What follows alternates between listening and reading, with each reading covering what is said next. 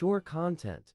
The following stream contains content that may not be suitable for all audiences, including mature themes, strong language, and potentially sensitive material.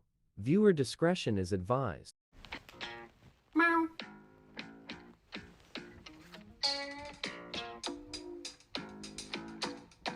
Are you sure? Hey, J-Bone Nation! Shaming of Jay!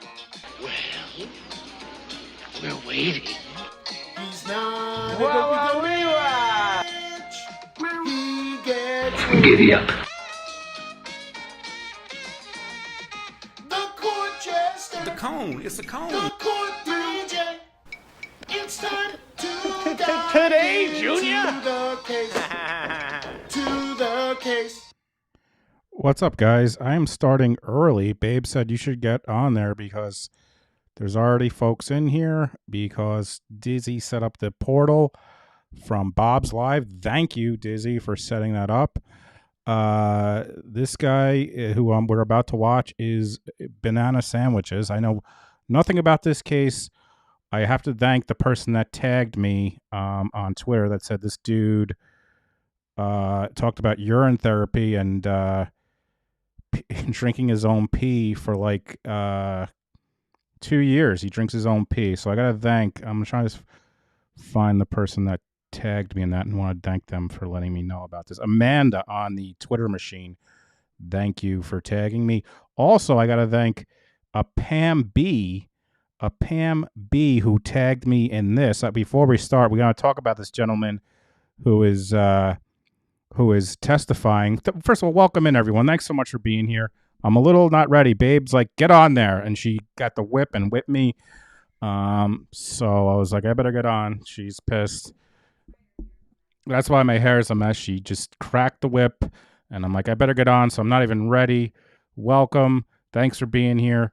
I appreciate it. We're going to watch testimony from the Georgia versus Chloe driver, day 2. The dude who is testifying looks like a young George Carlin. What's up, Jonathan? What's up, everyone? Thanks for being here. Talks about drinking his pee for 2 years. But anyway, I want to thank Pam B, not Beasley, Pam B, who sent me this article, emailed it to me. There's Penny. Right here. The dude who's testifying, his name is what the hell is this? Jason Spillars. And she sent me this article from November 3rd. He's in orange when he testifies because he's in jail for another case, which has to do with this. Last Friday, Sonoma County sheriffs arrested Jason Spillars, a fugitive from North Carolina who had terrorized multiple Humboldt County residents for years with threats to rape, torture, and or kill them. In early October, the Humboldt County Sheriff's Department put on a press release that Spillars, believed to be dangerous and may be armed, had been seen in Garberville. They warned anyone who sees Spillars should contact law enforcement immediately. So this has nothing to do with this case. This is not, so this is the dude who is testifying. That's what he looked like then, Jason Spillars. And this is what he looks like now. Let's get into it. Thank you all so much for being here. And let's get into this testimony, which is, as Babe would say, banana sandwiches. Let me just make sure this, let me make this full screen here. Let me see if I can get the chat on the screen. By the way, while I'm setting this up, disaster happened today. I go to tip my mail lady because, Babe is laughing, because she has been getting so many TikTok packages. I feel bad. So I'm like, I'm going to get her a $50 gift card as a thank you. And, for doing all this stuff. I get there. I walk out. I see her. I'm like stalking her. And I go to give her the $50 gift card with the thank you note. And it's not her. It's a different lady who had hair that looked like her hair. It was a different lady. And she said the only days she's not available are Tuesdays. Well, today is Wednesday. I go out and it's a different lady. I'm like, oh shit. I'm like, this is for Trish. Can you give it to Trish? It was awkward. She had Dunder Mifflin hat. I said, nice hat. She was like, this guy's a weirdo. Babe says all women should think all men's are weirdos. So now I'm like, now I got to follow up, make sure that she's like, I'll put it on her desk. Now I got to hope she puts it on her desk. It was for Trish. Trish, that's who it was for. All right, let's start this testimony. Here we go. Jason Spillars. Tell me he doesn't look like a young George Carlin. I promise that I will be honest with you. Oh wait, I gotta go back to that. He won't. Someone told me to look this. He won't. Which I give respect for this. He won't. He doesn't feel comfortable saying like he swears to God or whatever. Listen to this.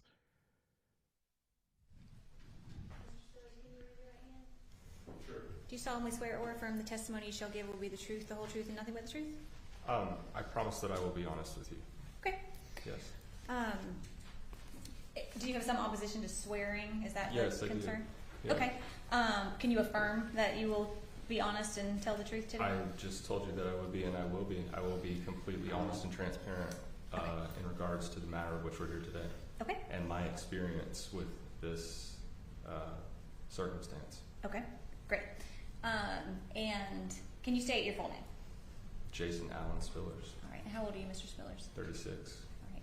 And you're wearing orange. Yeah. Are you in custody at this time? Is the audio a little low for you guys? Is it a little low? Yeah, I think I got to boost the volume. It's low for me too. All right, volume booster. Let's see if this helps. Not in Cherokee County. Okay. Do you have pending charges somewhere else? Yes, I do. Okay. And does it have anything to do with this case? Absolutely not. Okay. And the only reason I'm asking you that is, have we made any kind of deals with you or discussed your charges with you in any way? Actually, you made it very clear that you're uninterested in the charges that I have because it has nothing to do with this. Okay. Yeah. All right. And I'm not going to ask you anything else about that. Okay.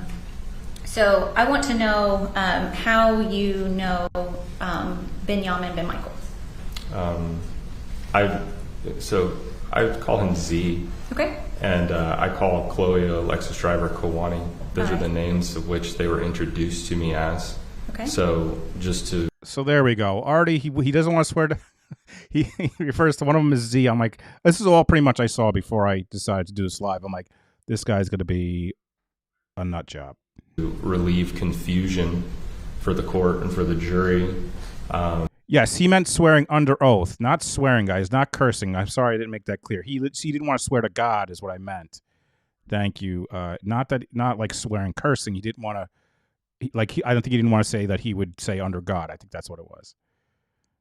These are the names that I still call these people by. Okay. So I just want to make that very clear so there's no confusion. And maybe I just want to make that very clear. So Z, I met Z in April of 2020 through an associate. And we met because of an interest in trust law and using trusts to... All right, this is where it starting to say some things that sound like he's in a cult. Trust, listen to this. To legally incorporate yourself to minimize risk of obstruction by the government, like in the forms of taxes and being able to hold your properties and assets in a trust and making them safer. And there's a whole lot to that. So, I mean, how much would you like for me to talk about that? That's just the nature of how I met him. Okay, and that's great. And I'll just keep asking small questions till we get to all the information that we need. Sure. You said that you had the interest in the trust law, but how did you actually come to know him? How did you forge that connection? Did you meet him somewhere in particular? What do you mean? Like how did you come to know he exists? Through Peggy Schindler. Okay, so you met him through a mutual contact? A mutual friend. Okay. Yes. I saw Peggy in Whole Foods. Okay. And she was telling me about the trust. Okay. But so Peggy in Whole Foods? She perhaps doesn't have the vernacular or the capacity to explain it. Mm-hmm. And so Z does. So I spoke with Z, and and then Peggy gave me the trust, and I began a relationship with Z from there. Okay. And you said that was April of 2020? Yes, it was. Okay. And so going forward for the rest of this questioning, I'm going to refer to Benjamin Yeah. As Z. That'd be great. Okay, Yeah, to that will avoid help you. confusion for everyone. Okay. Thank and you. Chloe will refer to as Kuwani. Kuwani, yes. That's how you spell that, please? Kuwani. Ku'Ani. Thank you. You're welcome. And is that how you were introduced to them? Yes. Okay. And is that how you knew them through the entirety of your relationship and still Yes. with them? Okay. So in April of 2020, when you met Z, Yes. was that an in-person meeting when you first encountered him? Yeah, it was. Okay. And where physically were you? In a park. We met in a park in South Asheville. Okay. In North Carolina? In North Carolina, yes. Was he living there or staying there at that time? Yeah, he was staying with Peggy. Okay. And when you met him, did you become aware of his relationship status? Yeah. Okay. And what did you learn about his relationship status? That he has 4 wives, actually. Okay. And that he practices polygamy. Okay. 4 wives? I have 1 wife and she whips me. 4 wives? Is that the question? Is that the answer you were looking for? Yeah, that's what Yeah. I'm trying to get at. Sure. At that time, were you in a relationship? Yes, I was. And were you did you exercise any type of polygamy? No. Okay. And so when you initially met him, did you come to know his wives? Not initially, but we did later. I believe I met Kuwani briefly in May, but we really spent some time together in late May. Okay. When I went down to Florida to visit them with the girl that I was with at the time. Okay. So you had a girlfriend at the time? So we can call her my girlfriend, but Okay. she was living with me, and I mean, I guess you could say that I have always believed in plurality as well. That men should have multiple women, and Oh boy. Plurality? Plurality. This is. By the way, I took like half a 5-hour energy, so I might be a little, but plurality? but I was never in a committed. I mean, I was with Jen. She lived with me, Okay. and I took care of her. I provided her. She didn't work, so I provided her with food and shelter and safety, and companionship, and love. But it was never in our agreement that I wasn't allowed to see other women. Okay. So, And as it relates to Z and his relationship, who were his wives that you came to know? So their given names on their birth certificates would be Chloe Alexis Driver, Jessica Lee Kafijian, and Sarah Stiles. Okay. But those women will be referred to as Kuwani and Anna, Gamliana, and Shalig, respectively, because those are their chosen Hebrew names. Okay. Tell me about Jessica. You said, what did she go by as her chosen Hebrew Gamliana. name? Gamliana? Yes. How do you spell that? Gamliana. Gamiliana, I'm pretty sure. I'd have to look at it. Okay. Gamliana, yes. And you all called her Gami? Gami or Anna, she prefers now. Okay. Because she says that people have a hard time pronouncing Gami and they question her, so she goes by Anna now. Gami or Anna. Okay. Yes. And is that a decision that she made to change that from Gami to Anna? Yes. Okay. Because of Like her- like I said, she says that when she introduces herself as Gami, people say, what? God. And so she just goes by Anna now. Okay. Yeah, no shit. When Hi, I'm Gami of the land of Gamiana. Gami, short for Gamiana. I feel like my mic is too, I don't know. It's me, Gami. Oh, wait, what? No, just call me Anna. I'm Gamiana. And then Sarah is the legal name. Shalig. Shaylee? Shalig. How do you spell it? Sheilig. It's a Hebrew word. Shalig? Shalig. It's a Okay. Hebrew word. Yes. All right. So, when did you meet Kuwani, Gami, and Shaylee? Like I was saying, I think I actually met Kuwani and Gami in May before they left, like briefly at Peggy's house. Before they left North Carolina? They left North Carolina to go to Florida, but Okay. I can't remember. It seems like I did. So you're asking me, this is like 5 years ago almost. So, whether I met them before I went to Florida, I can't remember. It feels like I did, but that's kind of irrelevant because we went to Florida. Jennifer and I, this girl that I was with at the time, Okay. we went to Florida to visit them and stay with them. All right. Do you know when that was that you went to Florida to visit and stay with Z? And It was after Kwani's birthday, which is the 18th.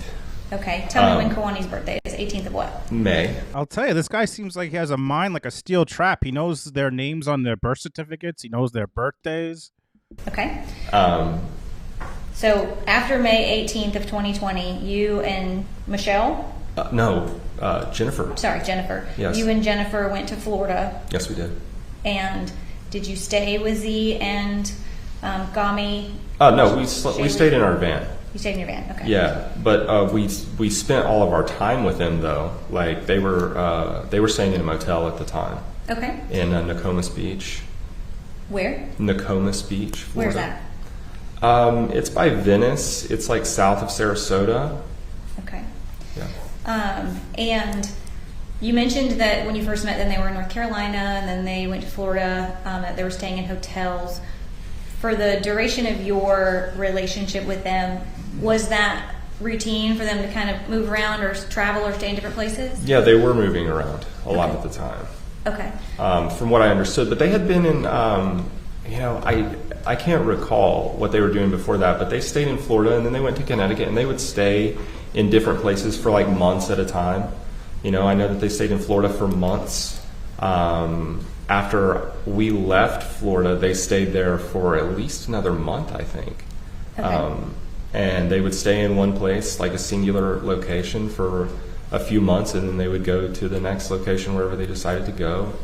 I know that Kwani and Z had been in Myrtle Beach together for a pretty extended amount of time in Virginia Beach. That's where they met Gamliana. So they stayed in these places for extended periods of time. Okay. So you're aware of Florida, North Carolina, Connecticut, Virginia? Yes. Anywhere else? Gosh, I don't know. Did they ever spend time in Tennessee? I don't think any extended time. I don't know. I can't remember. Okay. I don't know. All right. So. And so you indicated sometime in May of 2020 you went down to Florida and spent a lot of time with them? Yes. Okay. We spent a week down there. A week? Yeah, about Was a that week. the first time you saw Benjamin with all three of the women? Yes, it was. Okay. Yes. And when you first met him and learned that he had 3 wives, sort of what was your thought process on that arrangement or situation? I thought that was really interesting because usually you only see that with like religious cults like Mormonism. Even though scripturally, even old Jewish and Christian tradition promotes plurality. Like it's promoted in scripture that men have multiple wives. Like it's written about all through the Bible.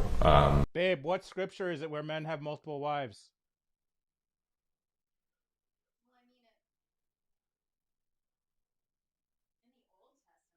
I know, but like you usually know like the exact.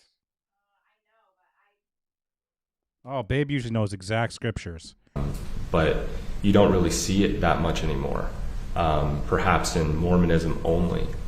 And I had spoken with Z extensively about what was happening with his his wives in this situation, and I found it pretty interesting because he was providing care, all of the things that a man is supposed to provide for a woman. Like I said, and it was kind of like something that I was interested in because, like I said with Jen, I provided Jen with food, a place to shelter. She didn't work. I provided her with companionship and love, and I listened to her, and I was affectionate towards her. Why does this guy sound like he's filling out his dating profile? He likes to talk about, well, I gave her a house over her companionship. This guy likes to talk about all the things he does for his ladies of the plurals. Even though I was never in a committed relationship, but it's like the value of having a wife is profound, like the value of having that intimacy that perhaps couldn't be achieved through a non-marital relationship. And so Z had basically taken what I found to be what I wanted in life was plurality, but also incorporating the deep intimacy of marriage with multiple women. And I thought that was highly interesting, and I was very curious to see how that played out and how that worked. And so was Jennifer. Honestly, she's like, whoa, like multiple wives, really wow. Bobby Digital, what up, Bobo? Like, we that's different. Like we should totally go hang out with him. So we did. So we went to Florida. Sorry, I'm gonna adjust myself. You're fine. My niece. And you said you were kind of interested to see how it played out basically, like, we're talking about like the social dynamic of a circumstance like that, which I think is really like where most people go with that. Mm-hmm. When they hear about polygamy, most individuals will question the social dynamic of such relationship, and how does that work? Like, what is the social dynamic between the women, and the social dynamic between the women and the women and the men? I mean, you can see these types of shows. There's shows on television now that promote polygamy, and like Sister Wives. Yeah, exactly. And so it's kind of like to see a firsthand perspective of that, of somebody who's really living like that. All right, I'm going to give you a little reference here, and for old heads like me, this guy reminds me a little bit of Donald Sutherland in Animal House, the professor who ends up sleeping with the students. I don't know. He's just giving me that vibe, like he's so smart and he's teaching all of us. I thought it was highly interesting. I was very interested in what these women had to say and what they were about. Okay. So was Jennifer. Tell me, you said you're interested to hear what the women had to say and what they were about? Well, yeah, I was just curious how they interacted with each other. Okay. So. From May of 2020, when you said that you and Jennifer went to Florida and started spending time with them, how much time did you spend with Z and the three women from May until December of 2020? Oh, well, there was a lot. Okay. I mean, so I went to go see them in May, and then I broke up with Jennifer. I broke it off with Jennifer over the summer, so she actually never saw them again. Okay. And then I stayed in Connecticut at Z's parents' house at the Joyce home in Connecticut in September for, I think I was there for about a little over 2 weeks. Tell me about his parents. What do you know about them? Oh, I love the Joyces. They're good. Mike Joyce is great. Is a good man. They're essentially Michelle Joyce is they're very powerful people. Like, even they're like really intelligent. They're highly intelligent people, highly well spoken about their traditions and values, and they're very warm and open and welcoming folks. Like, are they his biological parents still married? Yes. Do you know what they do for a living? Michelle sells real estate, and Mike works at a factory. Works at a factory? Like a machine shop. Okay. This dude is not the defendant. He has his own charges, which I read earlier. This dude is on a separate case. This dude was arrested. He terrorized multiple Humboldt County residents for years with threats to rape, torture, and/or kill them. So I don't know this case at all. I just know this guy's banana sandwiches, but he is not the defendant. This is Georgia versus Chloe Driver, who apparently stabbed the baby, allegedly. I don't know the details. I just know about this guy so far. So you said you went to Connecticut and you stayed at his parents' house? Yes, I did. Okay.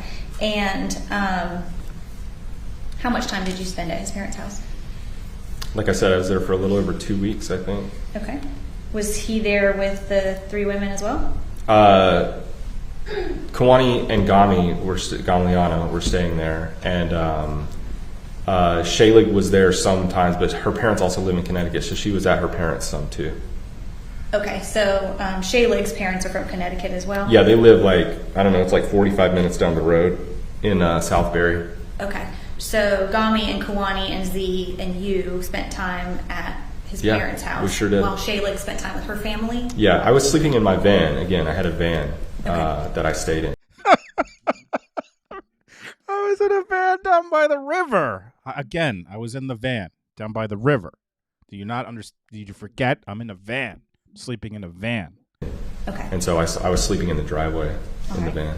And was it, from your observations, was it common for these women to go spend time with their families outside of their relationship with Z? I mean, if they wanted to. Okay. I don't think, I mean, I didn't really get the feeling that Kawani or Gamliana were very, like, you know, enthusiastic about going to spend time with their parents. Okay. And that they loved their husband and they stayed with him. Okay. But Shaylig wanted to go see her family in Connecticut? Yeah, I mean, I think it was just like a matter of convenience too, because they're all like staying at the house, and you know, she went back and forth, you know, so. Did you ever meet the parents of Shaylig, Gami, or? I've met all these people. Kawani? I've met them all. You met all of their parents? Yes, I have. Okay. Tell me the circumstances under which you went into their families' homes. Let's see. I met Phil and Nancy Kafijian in October of 2020. I have actually stayed with Ben and Sharon Stiles at their home in Connecticut. I stayed there for the better part of a month. That's Shaylig's parents? That's Shaylig's parents, yes, I sure did. And I've met Eric and Renee Driver on several occasions. I met them for the first time in the summer of 2020. I met Kawani and Z and Eric and Renee Driver at a river in Tennessee, and we spent the day together. So this man was literally in a van down by the river. I mean, this is... Okay. That was the first time I met them. So Phil and Nancy Kafijian are... Jessica's parents. Jessica or... Gamliana's Gamliana's yeah, parents. I knew that. We're going to try to avoid this confusion. Where do they live? They live in Virginia Beach. In Virginia Beach, okay. Yeah. And then you said that Shaylig's parents live in Connecticut. Yes, they do, in And Southbury. do you know where Eric and Renee Driver, Kawani's parents, live? In Knoxville, I'm pretty sure. Okay. I've never been to their house, Okay. so. All right. But I know that she's from Jacksonville originally, but Okay. I think they moved Okay. to Knoxville. Okay. And do you know what the order of the women coming into this marriage was? Like Yes. who was first? Yeah, it Okay. was Kawani first. Okay. Do you And know then- how long she had been with Z? Like as of 2020 when you met him, how long they'd been together? Gosh, you know, I don't know the answer to that question. Years. Okay. Yeah. And who came next? Jessica Gamliana. Okay. And how long had she been with him? I think like Kawani and Z had been together since she was like right when she was 18, and then they met Gami a few months later. Okay. I'm pretty sure. I don't know the answer to these questions Okay. exactly. If you don't know, then Yeah. that's fine. I'm but just if like you do know, telling you what I think it is. Okay. It's kind of like I haven't really considered that. I haven't, you know, I'm sure I was told at some point, but I mean, golly, Okay. you know. and from your understanding, who was the last woman to kind of enter the picture? Shaylig. Shaylig. Yes. And when you met them, do you have any idea how long Shaylig had been in a relationship with Z? I'm gonna guess like 6 months or something like that. Okay, so pretty recent. Yeah, within the year. It had been within a year. Okay. Do you still have a relationship with Z? Yes, I do. Okay. And do you know whether Shaylig and Gami are still with him? Yes, they are. They are. Okay. They are very much still with him. Okay. All right.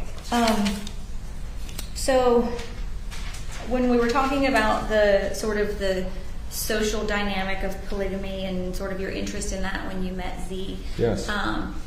what did you observe about sort of his treatment of the women or their interaction and treatment toward him? Like what was that from I your observed a perspective? very beautiful, healthy relationship. Okay. What do you mean by that? That all, like, they would wake up every morning and talk about feelings, you know, which I thought was really cute. Talk And about feedings? feelings. Oh, feelings. Okay. Like they wake up. Feelings, you idiot! He said feelings. They talk about their feelings. It's like Miss Lippy. Every morning they would be in the hotel and Z would wake up with these girls and, you know, they'd all wake up and sit around and talk about feelings. Okay. And how they felt that day and why they were feeling that way. And he would sit and be patient and kind and caring to them. Okay. And treat them the way a wife should be treated, with compassion and patience and love. Okay. And even Jennifer and I, we both observed this, I was actually a little surprised at the amount, like the absence of like.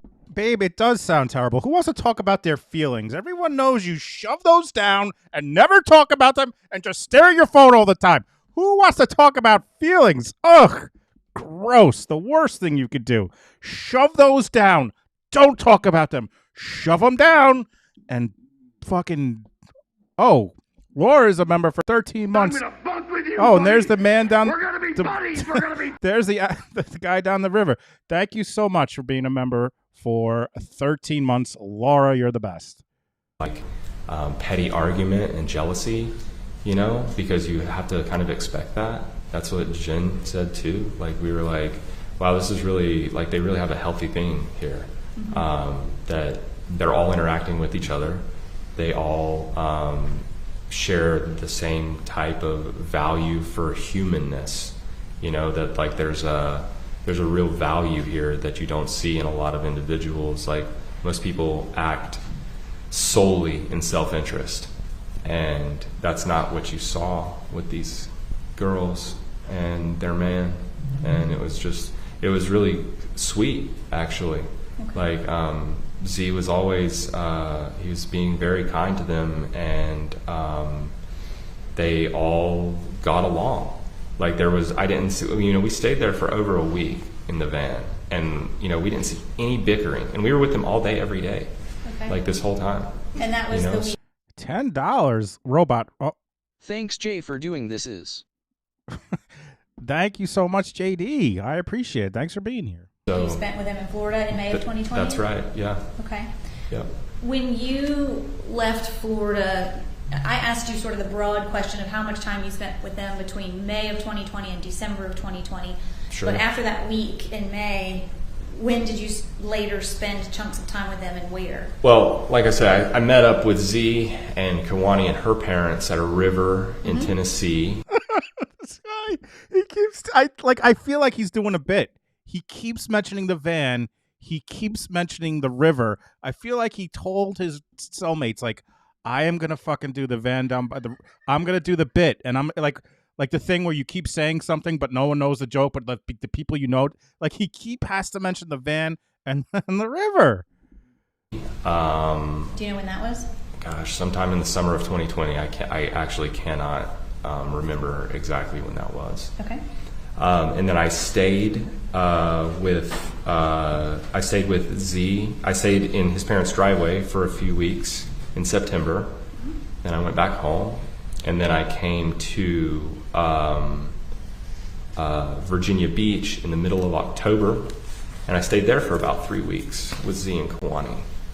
And thank you, Intolerant, for being a beau for 8 months. Thank you, Intolerant.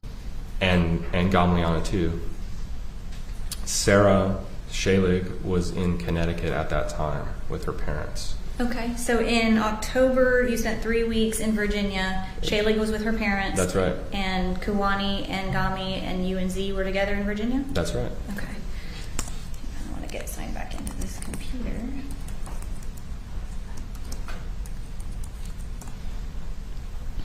It's pretty hilarious that the guy who's the man down the river comes on, Matt Foley.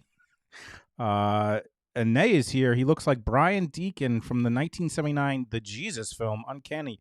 I've never seen that, but thank you so much, Nay, for being a Super Bowl for 3 months. And this lady keeps squinting at him. Does everyone notice that, or is that her look?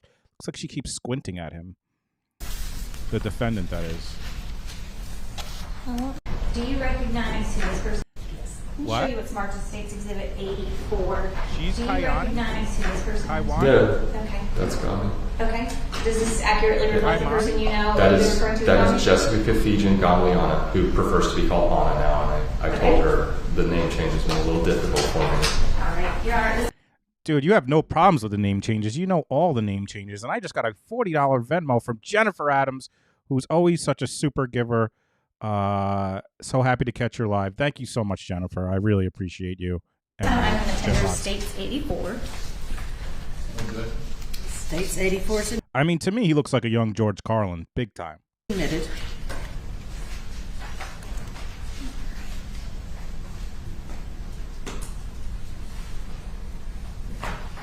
Permission to publish? Yes, ma'am. Okay.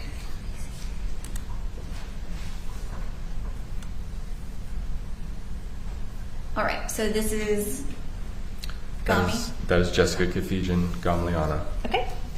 Do you know how old she is compared to Kuwani? Jessica's birthday is June 3rd, 1988. June 3rd, 1988? That's right. Okay, so she's older. And this is States Exhibit 85. Do you know who this is? Yeah, that's Shaylee. That's Sarah Stiles. Okay. Yes. Lily Pauly. Bo for 11 States months. Thank you, Lily 85. Pauly. It's admitted. By the way, guys, we haven't even got to the part, the whole reason that I stream this, or at least one of them. This dude's about to tell us how he drinks his own. He has drank his own urine for the past 2 years. So we haven't even got to that yet. I don't know how that comes up, but apparently it does. And this is, how old is she? Shaylee was born February the 8th, 1997. February 8th, 1997. How do you know all these women's birthdays? Is that something that's I have a important? partially photogenic memory. Okay. Is that a thing? A partially photogenic memory? Is that a thing? Also, who is this cardboard cutout? We need to figure out who this cardboard cutout is. And then also, Ayana, $10 Cash App. Thank you so much, Ayana. Is it a partial photogenic memory? Is that a thing? How do you know all these women's birthdays? Is that something that's I have a important? partially photogenic memory. Okay. Would that be information that you seek out about people that you care about, or that No, you? I don't even try to remember. Okay, you just remember it. Yeah. Okay. That's the nature of my mind. Are these two pictures the scene that you remember of December the 8th of 2020, being at that residence? Oh my gosh, that is the inside of Jerry's house, isn't it? Wow. Yeah, I don't know the inside. I was gonna say, because I see the picture of Shaylee there, and I'm like, wow, that's really messy. Like, because they never kept a messy place, you know. But Jerry does. Okay. So I see that there. Fucking Jerry, man. That is the inside, because like you see all the dirt and like just like it's kind of nasty looking. I was just like, where was this picture taken? Like, because they do not keep an unclean house like that. Okay. You know. Dude, she's laughing. So, but Jerry definitely does. Jerry's kind of a slob, self-admittedly on his part. So I'm not trying to. Jerry. He'll admit that. All right. Tell me a little bit about that. You said that they keep a clean environment. In terms of sort of the dynamics of the group when you were with them, did they have any viewpoints about like diet or like health in terms of? Oh yes, very much. That's like a part of the way that they live, and it's part of the way that I live too. Okay. And what were sort of were you all like-minded in that way? Yes. Oh boy, I have a feeling this is going to be it. Buckle up, buttercups. Buckle up, buttercups. Very much, and that's one of the things that that I liked about Z immediately was that the way that he cared for himself and the way that he cared for his women. What do you mean by that? First of all, like there's like a standard of purity. You know, I've been on and off vegetarian for most of my life. I met them, and they're vegans. Okay. They eat no processed sugar. They eat extremely healthy, like no vegan. And the reason why they don't eat animal products is because of the inhumane treatment of animals. You know, so it's like it's viewed as like an innocent life. So you have an innocent life in this animal, and Z feels that, you know, we are not entitled to take that life. And that was actually something that I picked up from Z, because before I had just been a vegetarian for my own health purposes. But then he told me about his reasoning for veganism, and I agree with him. You know, it's like one of the things that, you know, I met Z, and when I went down to visit them in Florida, I hadn't been a vegetarian for a very long time, like 2 years. It had been 2 years that I'd been on a meat-eating diet. And I got back around them, and and I was influenced in a positive way, I would say, by being around them and being around their health. I was influenced in a positive way. As you can see, I am a defendant. He's not the defendant. I am at a trial because I'm a defendant in another trial where I was threatening to rape everyone in town. Dawn, this says this case is a real sad one. Thank you so much, Dawn, for the super chat. Again, and so I immediately went back to vegetarianism, and I've been a vegetarian ever since. Okay. Back to my routine, and Jen did it with me too, for the remaining time that she was with me. All right. We immediately switched back to vegetarianism. Was everybody, during the time you spent with him between May of 2020 and beyond, was everybody a strict vegan? Yes. Okay. And they also used like no drugs or alcohol whatsoever. Okay. What was the reason for that? Because it's like toxic. Okay. Oh, Amanda is in the chat. She's the one that tagged me and Bob on this. So again, I think, sorry I started early. You're the reason we're doing this. So thank you, Amanda, for letting me know about this. And because it's like it dilutes your mind and your ability to process and be your most pure self. Yeah. Were there any viewpoints surrounding like water, or what kind of water they could consume? What do you mean? Just did they have any rules about what water they drank? I don't know that I can speak to that specifically. Okay. I mean, I know that, but I will say that reverse osmosis water, I know that Z drinks reverse osmosis water, and so do I. Okay. I've been filtering my water reverse osmosis for the past 20 years. Okay. Because, you'd like to get there's a lot of particulates in the water, especially, you get the water out of the sink, out of the tap here, it's full of chemicals and fluoride and chlorine and things that are heavy metals that are unhealthy for your brain and body. Okay. That should really be avoided at all costs by everyone. But like I say, very few individuals take the time to care for themselves at this like level of impeccability. And so that's something that I respected about them very much and attracted me to become closer and better friends with them. Okay. From your perspective, was the observation of these practices something that was inherent in them or something that required discipline from them? No, definitely not. Like, Kawani was the one who was like giving me a hard time about eating meat when I was in. She's the one who's like, she's like, you just don't care about the animals, do you? And I'm like, she's like, maybe you're just an asshole. And I was like, maybe She said maybe you were just an asshole? Yeah. Okay, and you're talking about Kawani, the woman who's sitting right there. Okay. And I said, maybe I am, and maybe I should stop eating meat because of this reason, not for my own health purposes. Okay. Because of the... I also eat meat and don't care, and I'm an asshole. So, I mean, she would have called me an asshole as well. The taking of life, and because, it's better to live that way. Mm-hmm. And so I was like, maybe you're right, young lady, I see where you're coming from. And so I actually went back to vegetarianism then. Was she expressive in communicating about sort of her belief system of subscribing to these practices? Yeah, totally. Okay. Yeah. It's not like it was like forced. Okay. It's like, it's pretty logical, really. Okay. It makes sense. It's like, this is impeccability. This is taking care of yourself in the highest regard. This is eliminating toxic waste from your body. What's the opposite of impeccability? That's how I handle my body. This is living a life that's clean and pure without drugs and alcohol of any type, including caffeine. Okay. No nicotine, no alcohol. Tennis Girl with the super chat. Thank you so much, Tennis Girl, who I think is Michelle, who I just got a PayPal from. Thank you so much. If it's different, thank you both. Alcohol of any type. They don't drink at all. Okay. So it's like, it's really rare to find that level of commitment of care to yourself. And all of these girls were just on board with it. They were like, of course they are, because it makes sense and you feel better and you feel healthier and you're like, representing something that is separate from the regular world of toxicity and negligence to one's own. I gotta say, it's really bold for this guy to be just talking about how great he is and how great the lifestyle he lives when he's in a yellow thing because he's in jail for threatening to rape everyone. But this guy lives an impeccable life. Don't you believe it? Nay gifted on a membership that's going to Aaron, created by EGF. Thank you so much, Nay. Well-being. Okay.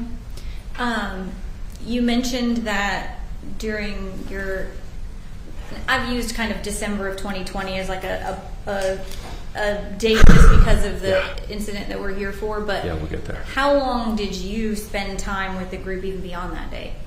Oh gosh, I'm still friends with Z now. I was in Shaylig's parents' house for a month in March of earlier this year. Like, okay, so for the last 4 years, you've maintained constant communication and contact and friendship with them. Okay. Most definitely, and we've all been very hurt by this, and we've worked through this together and as the best we can. All right. So you mentioned that they didn't consume any drugs or alcohol. Are you referring to sort of illicit drugs or just all drugs? What do you mean by the term drugs?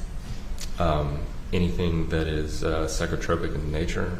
Okay. Anything that's like no pharmaceuticals, no alcohol, no drugs of any kind. Okay. What do you mean? What drugs are there? I guess what I'm going to get into is sort of like modern medicine or treatment of ailments or like healing practices. Like, did they have sort of didn't adopt the traditional worldview of like the exercise of medicine? Yeah, none of these girls really had very many ailments. Okay. So, I know, but you mean like ibuprofen? Sure. Definitely not. Okay. Yeah. I prescribe to these systems myself. Like, I don't take those kinds of drugs either. All right. And was the whole group sort of like-minded in that way? They're all for it, yeah. Okay. 100%. So were there sort of healing practices or things that you all... Tina gifting a membership. Thank you so much, Tina. Welcome, Jesse. Grab your Capri Suns. ...did for your bodies that were not traditional? I mean, like what? Like drinking your own urine. Oh, boy. Okay. Oh, boy. Sure. Here we go. We're at the pee drinking. We're at the pee drinking. Everyone take a deep breath. Everyone center yourself. Everyone just center yourself. We're going to hear about the pee drinking. I've been drinking my urine daily for 4 years. 4 years? I thought it was 2 years. This man has been drinking his own pee for 4 years. What the fuck? And can you tell me, like, obviously that's not traditional in a broad... Well, it was in the past when people understood their bodies. Okay. Now we've become... Yes, when people understood their bodies, they drank their pee. So deranged and deluded and essentially live in a psychotic society of mental illness and addiction to pharmaceuticals and alcohol and toxic food that we have become so deluded and separate from... We have become so deluded in this society that we don't think we should drink our own pee every day for 4 fucking years. What it means to be healthy on the deepest and most fundamental cellular levels that we would... I'm not going to take my health tips from a dude who takes golden showers every day. Describe an attempt to achieve homeostasis in the body. Mm-hmm. So urine therapy is non-traditional in today's modern terms of, our deranged society, toxic society. But it's actually written about by medical doctors. It's written about by people all over the world. There's if you go online and look up urine therapy, there's 15 books available written by allopathic medicine doctors. All right, well, if there's 15 books written, it must be good. Homeopathic medicine doctors, written by shamans and gurus from the East, written about by regular everyday people who have healed themselves, who claim to have healed themselves of things such as cancer by drinking their urine. Okay. And it tells all about, if you want to do your research, urine is from the word orin, meaning light. And if you want to do your research, I am a learned doctor from a house full of doctors, and I know that if you pee in a little cup and drink it, it's good for you. A little pee-pee. Give me a little pee-pee. And basically, it's like when you go to an oncologist and they take a urine sample instead of a blood sample, that's because the urine is more telling of the malfunctions in your body. And so allopathic, homeopathic, and people from all types of different natures write about, you know, the photonic realignment of your DNA through urine therapy. Of course I peed my pants. Everybody my age pees their pants. It's the coolest.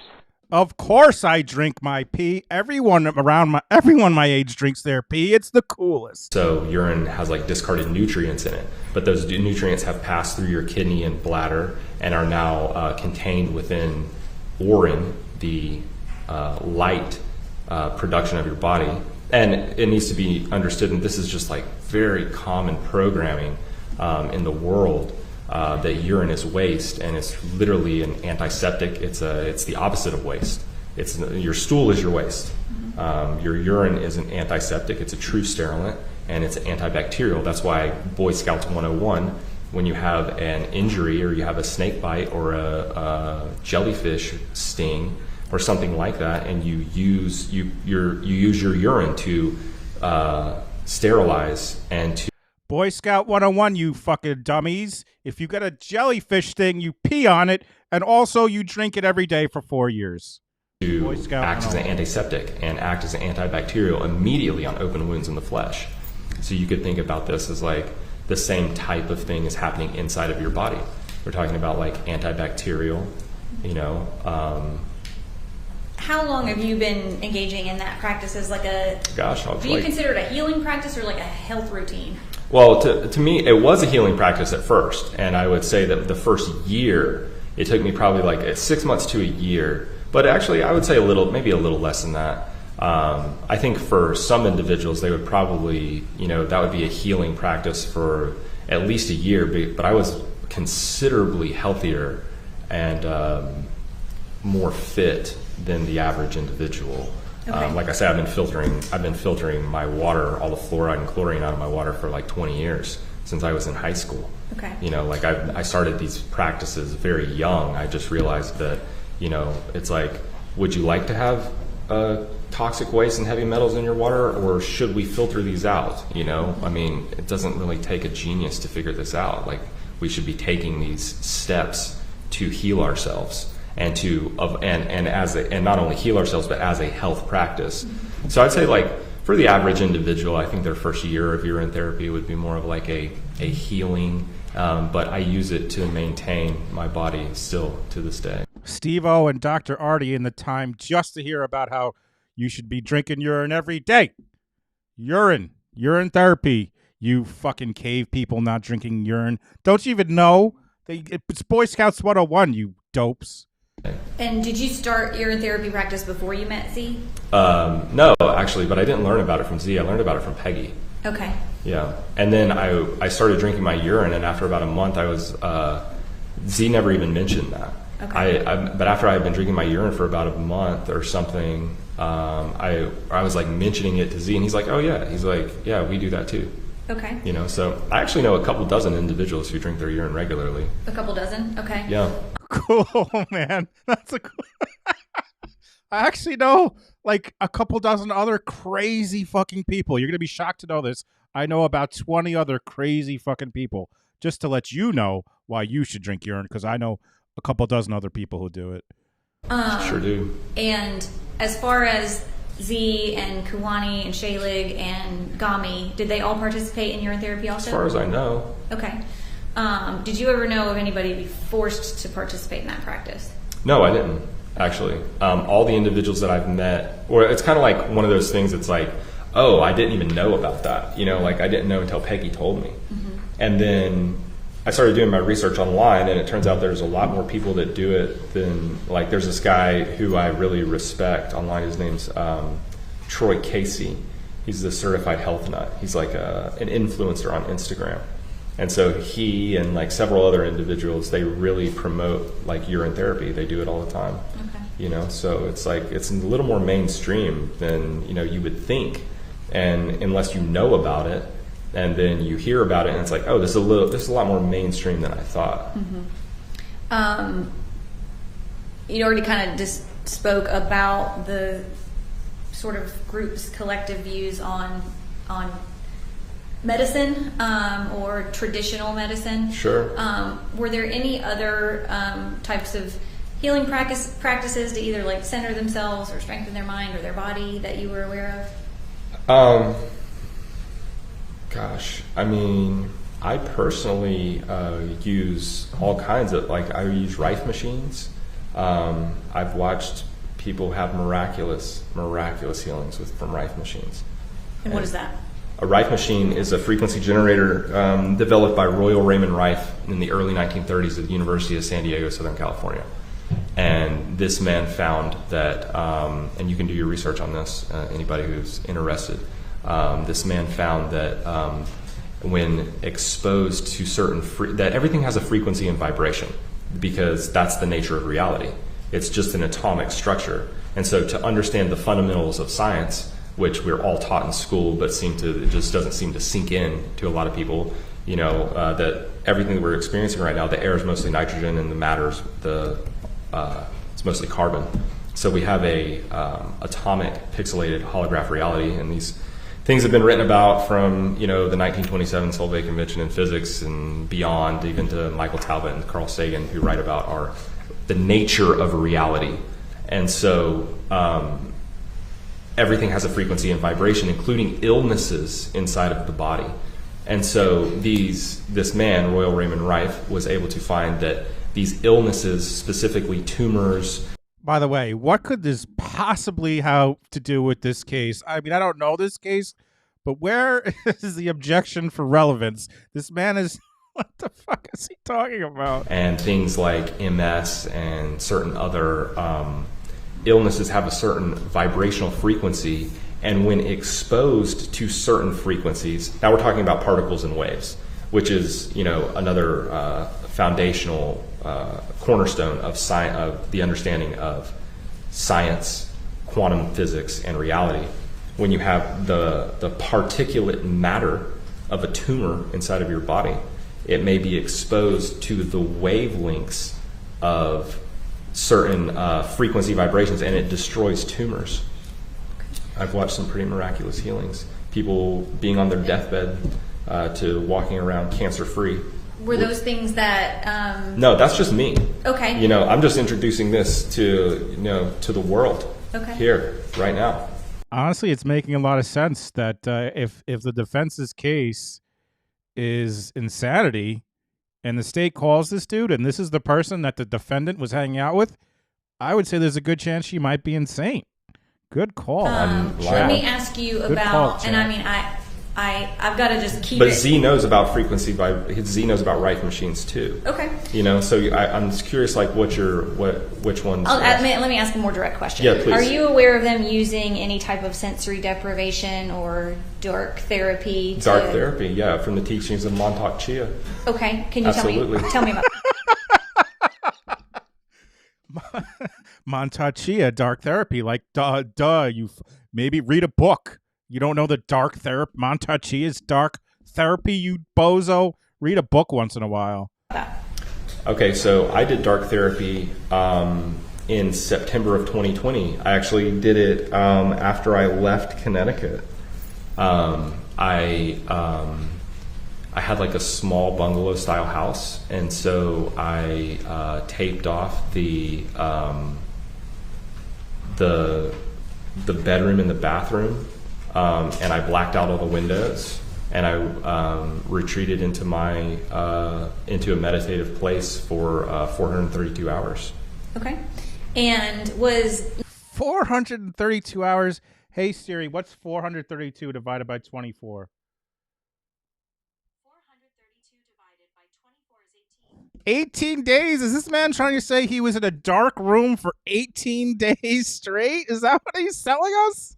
Meditation or sensory deprivation or dark therapy, was that something that Z and the three women also subscribed to and participated Z in? did dark therapy like 10 years ago. Okay. He did dark therapy, but at the time when I met them, none of the women had done dark therapy. Okay. Gamliana was the first one to do it, and she did it for 2 weeks at my house in November of 2020. Okay. Like she was the only one to have done that at that point. What brought about her doing that? Did she want to do that, or was she Absolutely. made to do that? No, definitely not. Okay, so like, Z never made them do anything like that. Like, okay. I mean, it's like they volunteered because they're interested in the same type of achievement. I know Shayla did the dark therapy for a very long time.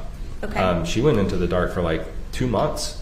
Okay. Yeah, and she's will speak highly of it, but she was seeking that. She was seeking. I mean, Z didn't say go be in the dark. It's like that's not the thing. And in practice of dark therapy or sensory deprivation, do you come out of it whenever you feel ready, or is it something that like you're locked in even if you don't want to do it? No, what you're asking is like a personal question about the individual who's embarking on their quest for enlightenment.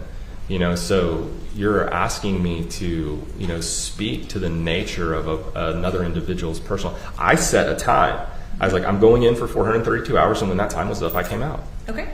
And from your observation, so is he trying to say for 18 days he was in a dark room, like with no food or water? I mean, that's impossible, right? Like, what? Like, so he's set a timer. Well, first of all, why 432 hours? Why is that number? Is he just in a dark? Is he not eating or drinking anything? Is he just drinking water? I need to know more about this. Who is that influencer that he follows? I gotta look him up. Observations of the rest of the group, was that personal to them? Did they make choices about whether they wanted to do it and how long they wanted to do it? Sure. Okay. But it's also, the kind of, it's like, as I was raised in my household, and I know that this culture and society in the modern world has... excellent point, Dizzy. He had his pee. Deviated a long way from traditional practice, but my father is the head of my house growing up, not my mother. Okay. Like we lived in a house where my dad set a standard, and that's what we lived by, and my mom was a wife, lived that, her dad, like it's a patriarchal household, so and my mom was never oppressed, just like these girls were never oppressed. So you subscribed in that way to more traditional gender roles? Yeah, more traditional gender roles where the man is the head of the household. Okay. Absolutely. All right. And Z is the head of his house. Is that biblically based or what? No, it's psychologically sound. Okay. It's like, men are better leaders. They're better decision makers. Oh, they boy. Can regulate. Oh my God. What? Listen. Oh boy, peeing George Carlin, Urine Carlin he's really going. Roles where the man is the head of the household. Okay. Absolutely. All right. And Z is the head of his house. Is that biblically based or what? No, it's psychologically sound. Okay. It's like, men are better leaders. They're better decision makers. They can regulate their emotions in a way that women cannot. And they're just, they're better leaders. Did you ever see that manifest itself in the mistreatment of... Absolutely not. Shayla, Gami? I've already told you how sweet and kind he was to these women. But also at the same time, he sets a standard. If they wanted to go do drugs and alcohol, then leave. That was the thing. It's like they all lived this life with him by choice. This was not, you have to live. It's like, if you don't want to do this, if you don't want to live your life, and this is the way that I live my life now, and every woman that I've had in my life, in my entire life, has been this way, and the way that I live my life right now. When I'm free again, which shouldn't be too long, I will be. When I'm free again, which shouldn't be too long. I mean, by the way, jury, I don't know if you know this orange thing means I'm in jail. So while I try to tell you all how I'm better than you, and men are better than women, and I'm the smartest man in the world, I'm in jail, which hopefully I'll get out of. But don't forget, I'm better than you. Women that come into my life now will live the way that I live. We will be clean vegans. We will not use drugs and alcohol in any way. You will be treated with care and respect and love and kindness and listened to. I will appreciate and respect your feelings, just as Z was doing with his wives. Okay. Just going to pause this real quick. If you're coming in late, This man who's on the stand right here, who was arrested with no shirt or shoes, shockingly.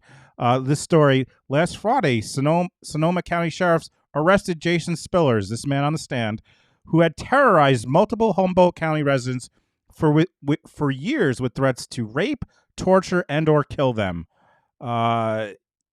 So that's who's on the stand here. This fucking guy.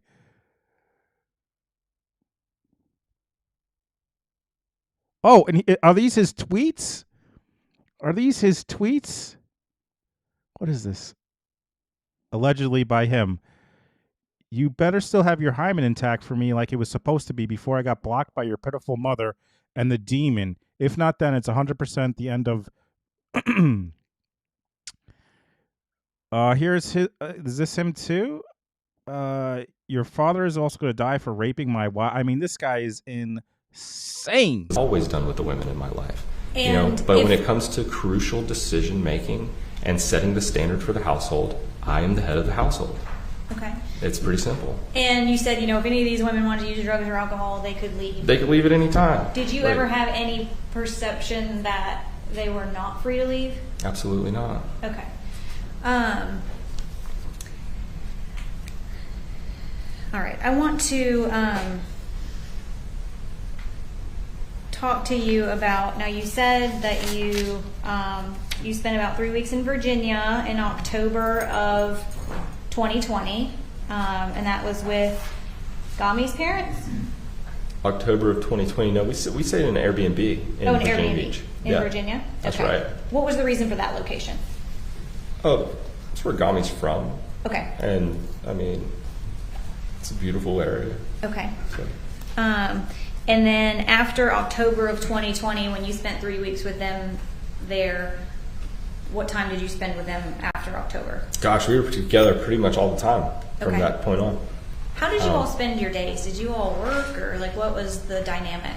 I worked some, at that time. I have a background in personal fitness training, yoga instruction, private yoga instruction, and I'm not a certified nutritionist, but I offer my opinion on nutrition and health. And I work privately in these. Wait, I got distracted here. What did he just say? What does he do? What was the reason for that location?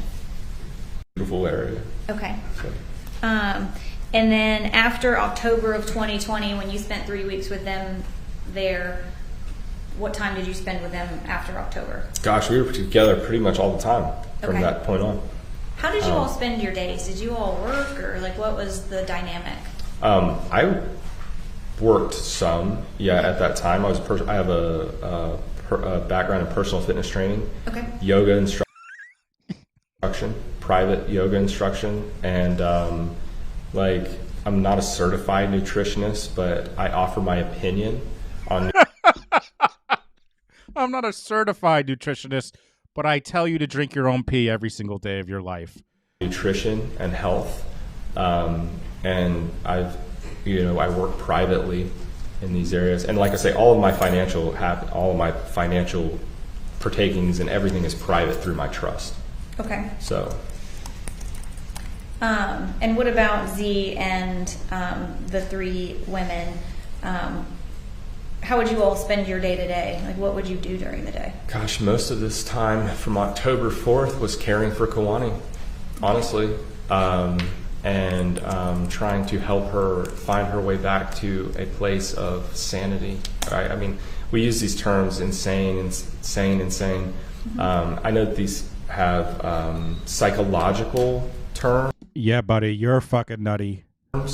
And I know that these have legal terms, and so I don't mean to in my own ignorance to what is happening here. I may need you to educate me on which words are acceptable to use and which words are not. And but I would say at this point in time, most of the time that we spent together was trying to help to assist and do correct by Kawani to try to help her with the mental health the severe mental health issues that she was suffering from.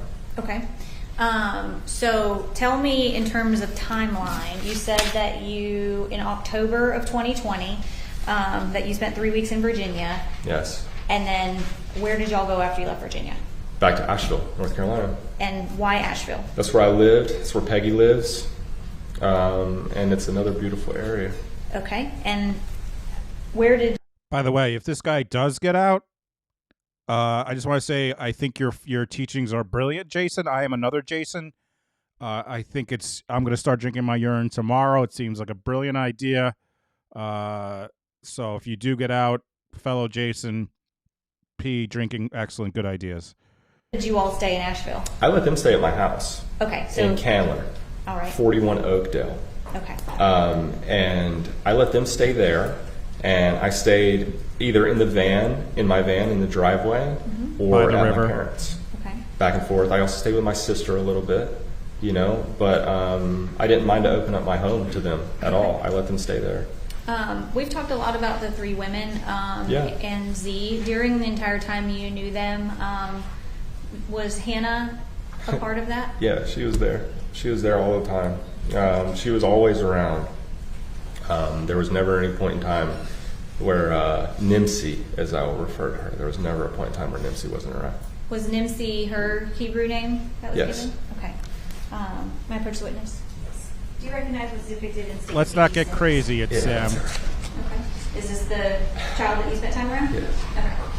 I'm gonna publish dates 86.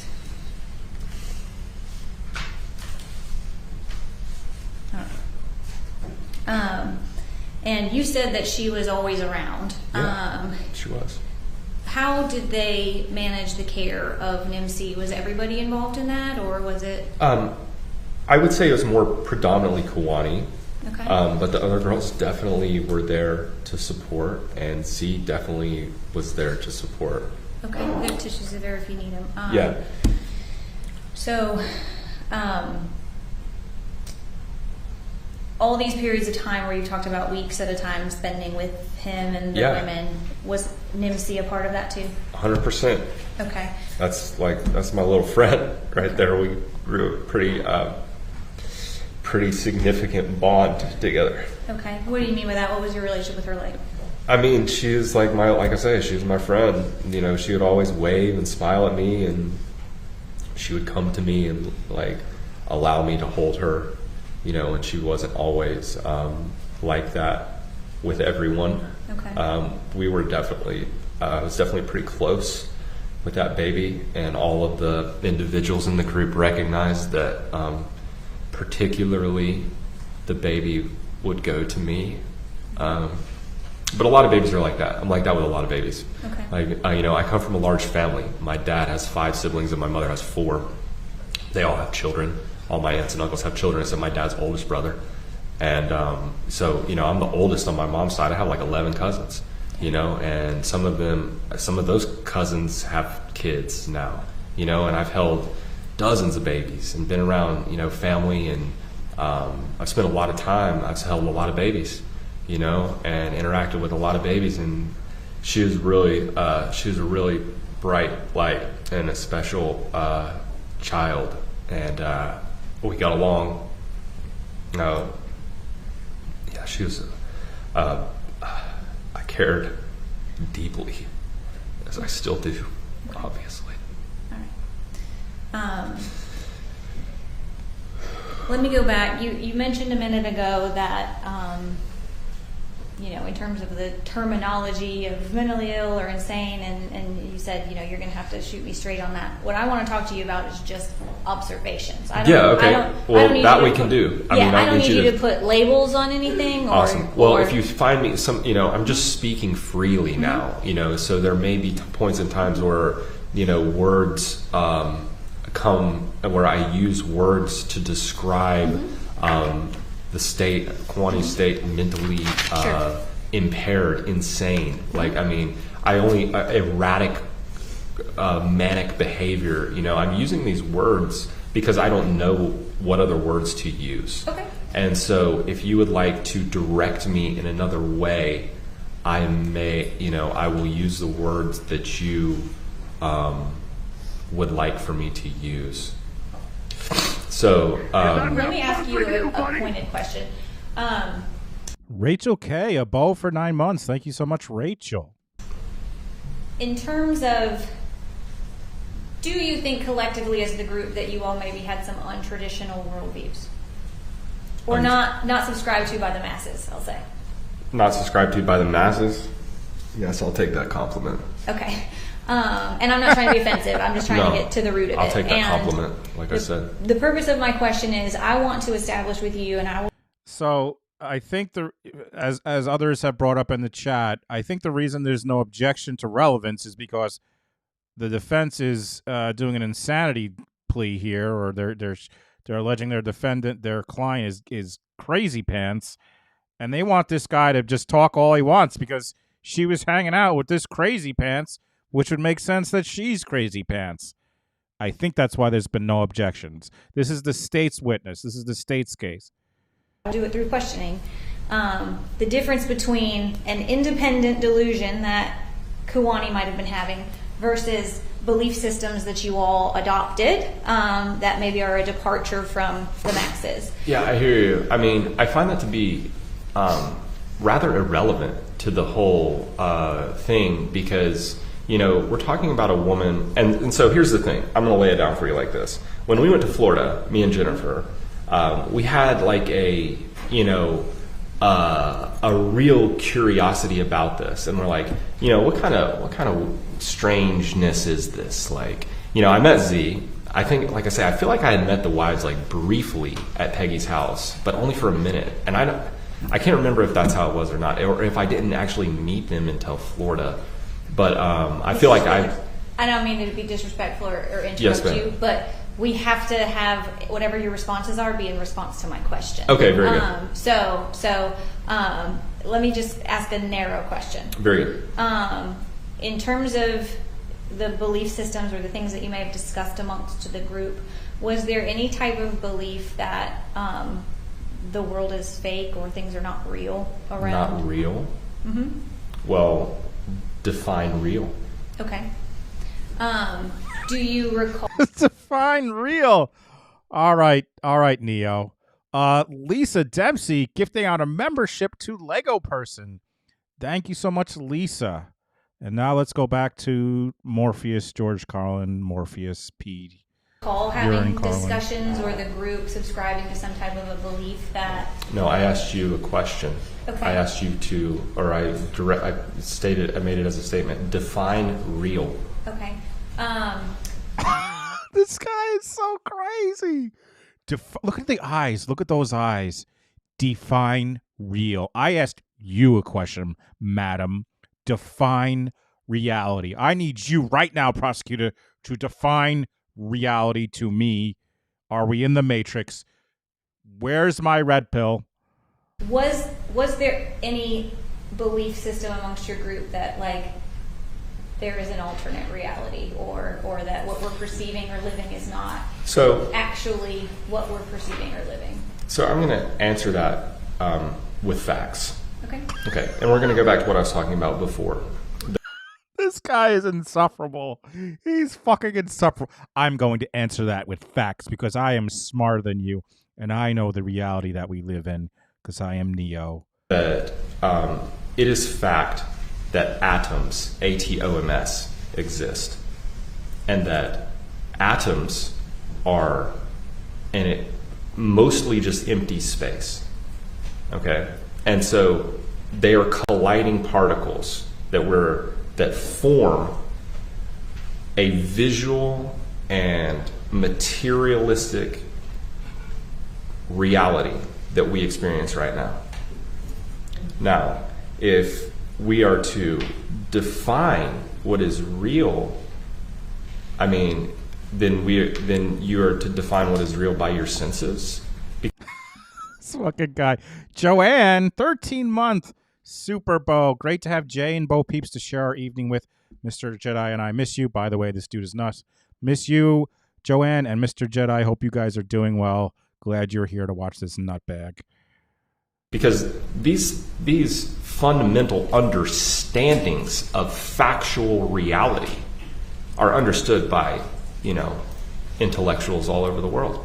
Oh, yes. Intellectuals all over the world who tweet at people, you better still have your hymen intact. This guy thinks he's so fucking smart, yet he's in jail for threatening to rape the whole town because he's a fucking piece of shit. So fuck this guy and him acting like he's so fucking smart. Sir, if you're so smart, why are you in jail right now, you fucking dope? Why don't you, get out of jail by going through the Matrix, you fucking idiot? You fucked up. You're a rude little brat. Now you're going to be held accountable and punished like you deserve. There's nothing that anyone could do about that. And again, sir, if you're being released shortly, I totally agree with everything you say. Now, whether the common ignorant masses can put them into practical applications. Oh, the common ignorant masses, because this guy's smarter than everyone.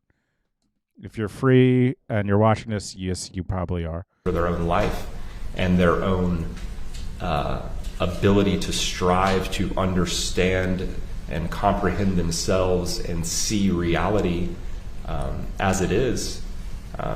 I mean, I live amongst the inept, but to describe something that is mostly empty space as real is scientifically, logically, and factually repugnant.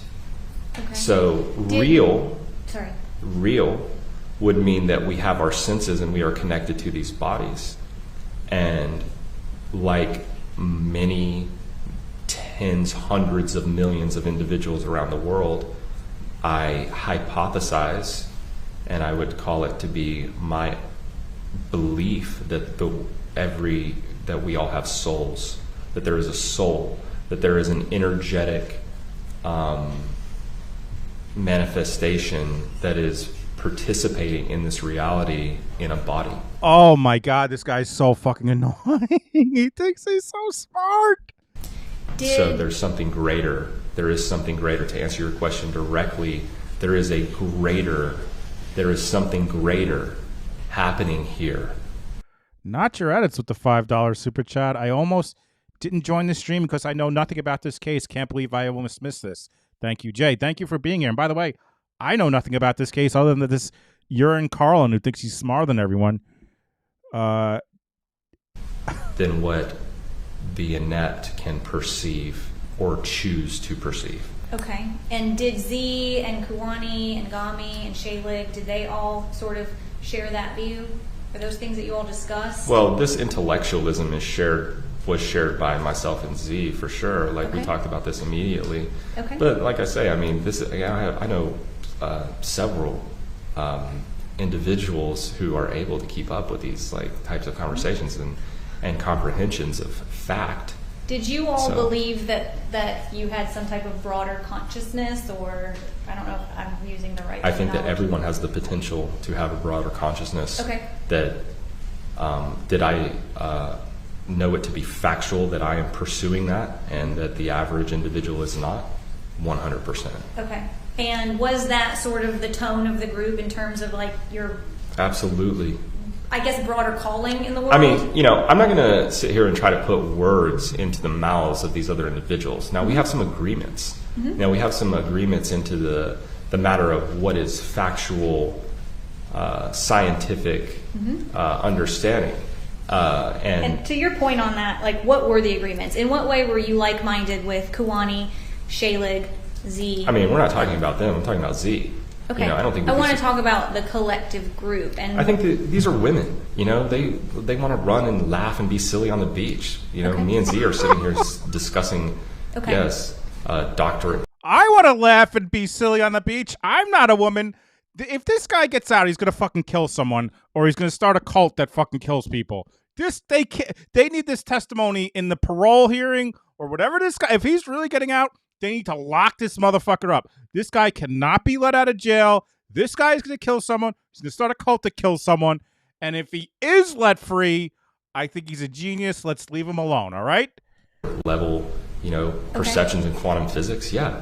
But these women don't have these conversations. Okay. They play with the baby, and they do what women do, and they be, silly. And oh, he's such an asshole. I hate this fucking guy. You know, Okay. So you smile and laugh and do things like that. Like, what are you talking about? So Like you observed them more to be sort of carefree and fun and playing and laughing? Yeah. We're not having these conversations. I'm not having these conversations with these women. Okay. You know, like, I don't even know if they're capable of that. Okay. I mean, honestly, you know, like, which is not an insult. I mean, honestly, it's not an insult. They're just dumb fucking broads. I mean, what a bunch of dumb idiots. Not to be insulting, but women are the dumbest idiots that are on the planet. Not to be insulting, but I'm a man and know everything, and women are stupid fucking idiots. Not to be insulting. I don't want to... Please, no offense, prosecutor. You're a dumb idiot because you're a woman, but please, not to be insulting. $2 from LB. Women just want to run, laugh, and be silly. I want to just run, laugh, and be silly. Thank you. It's just a matter of fact. Okay. And so that's okay. That's not their It's just a matter of fact. You're a fucking idiot, prosecutor, because you're a woman. No offense. role anyway. Okay. Their role is to be together and, you know, have like fulfillment in their life from their version of reality that they're experiencing, which is, for the most part, what I saw. I mean, until Kawani started to really have her break, you know, and become what I would call mentally ill, you know, and her suffering and mental illness was real. All right, so this guy is saying the defendant is mentally ill, which is what the defense is saying. So clearly that's why they're not objecting. It had completely consumed her. Before that. All right, who's getting in the car, folks? It's time. It's time. Who's getting in the car? Where the hell is it? Is it this one? Shit. There it is. Oops. It's time for us all to drive into the ocean. It was really just like, mostly just a lot of like hanging out and playing. Hopefully we don't run over any ladies who are laughing and being silly on the beach as we drive into the ocean. With the baby and, you know, laughing and being... Pam, $10. Let's run, laugh, and be silly. Your reaction to that part did not disappoint. Thanks for the belly laughs tonight. Thank you, Pam, for being here, and thank you for the girls, okay. You know? All right. Like, so tell me, when you and we've talked about like the word insane, the word mentally ill, in terms of things that you... Joe Schmo gifting out 5 memberships. Thank you so much, Joe Schmo. Welcome all the new members. Get your custom emojis. Thank you so much, Joe. I appreciate it. You saw from Kawani. Sure. And the reason I started by asking you about worldview is because I was trying to distinguish between things that maybe she was being delusional or having an individual break from reality versus things that the group believed collectively. Yeah, I mean, I get where you're coming from. And like I say again, I feel like that's like, I feel like that's like irrelevant because we're talking about a woman who had complete breaks in her cerebral capacity to understand, to where she didn't remember what just happened. Okay. She did, and I don't think that has anything to do whether she's a Mormon or a Christian or a Scientologist. And that's not my point, but to your point earlier, the law does have definitions. And Rich Auntie says, are women allowed to drive the car? Absolutely not. Their little brains can't handle. Women's tiny little brains can't handle doing the steering wheel and pushing the the pedal. So I'll take care of it. All you little ladies that just want to laugh and have fun, get in the back seat as I drive us into the ocean. Sorry, you wouldn't be able to hit the ocean because you're a woman. I'm sorry.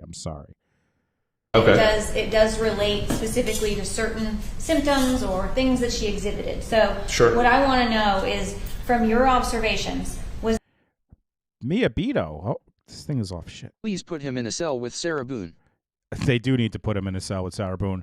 Thank you so much for the $20. Mia Beto, you're awesome. Thank you. Was there anything that she exhibited that you saw to be a delusion? Yeah, I mean, maybe, you know, it's like, so what you're asking me is whether the verbiage and the information that was coming out of a psychologically unwell individual was or was not delusion by my judgment or my standards. Okay. That's what you just asked. So I'm not sure that there is. Okay, so I want to make an example for you in direct response. Oh God, this is gonna be fucking just. Oh boy, this guy's gonna give us an example. Here we go. To your question, Helen Steiner, $20 super chat. Thank you so much, Helen. There are individuals who, and this is documented, there have been massive case studies on individuals with things like autism, or things like there are, other psychological unwellnesses that we could call them, classify them as mental handicaps, as they would be labeled by society, who have these incredible abilities to give us information that is perhaps unperceivable by a mind. So what we're talking about is frequency and bandwidth. So with some of the things that I saw and heard Kawani say to be delusion, yes, but did I also in her like deranged mental state see, like, it's like, so what is delusion? Like, what, like these questions, it's like, yeah. Sir, we've seen you testify for like an hour now. We know what delusion looks like. Thank you so much, Lisa Dempsey.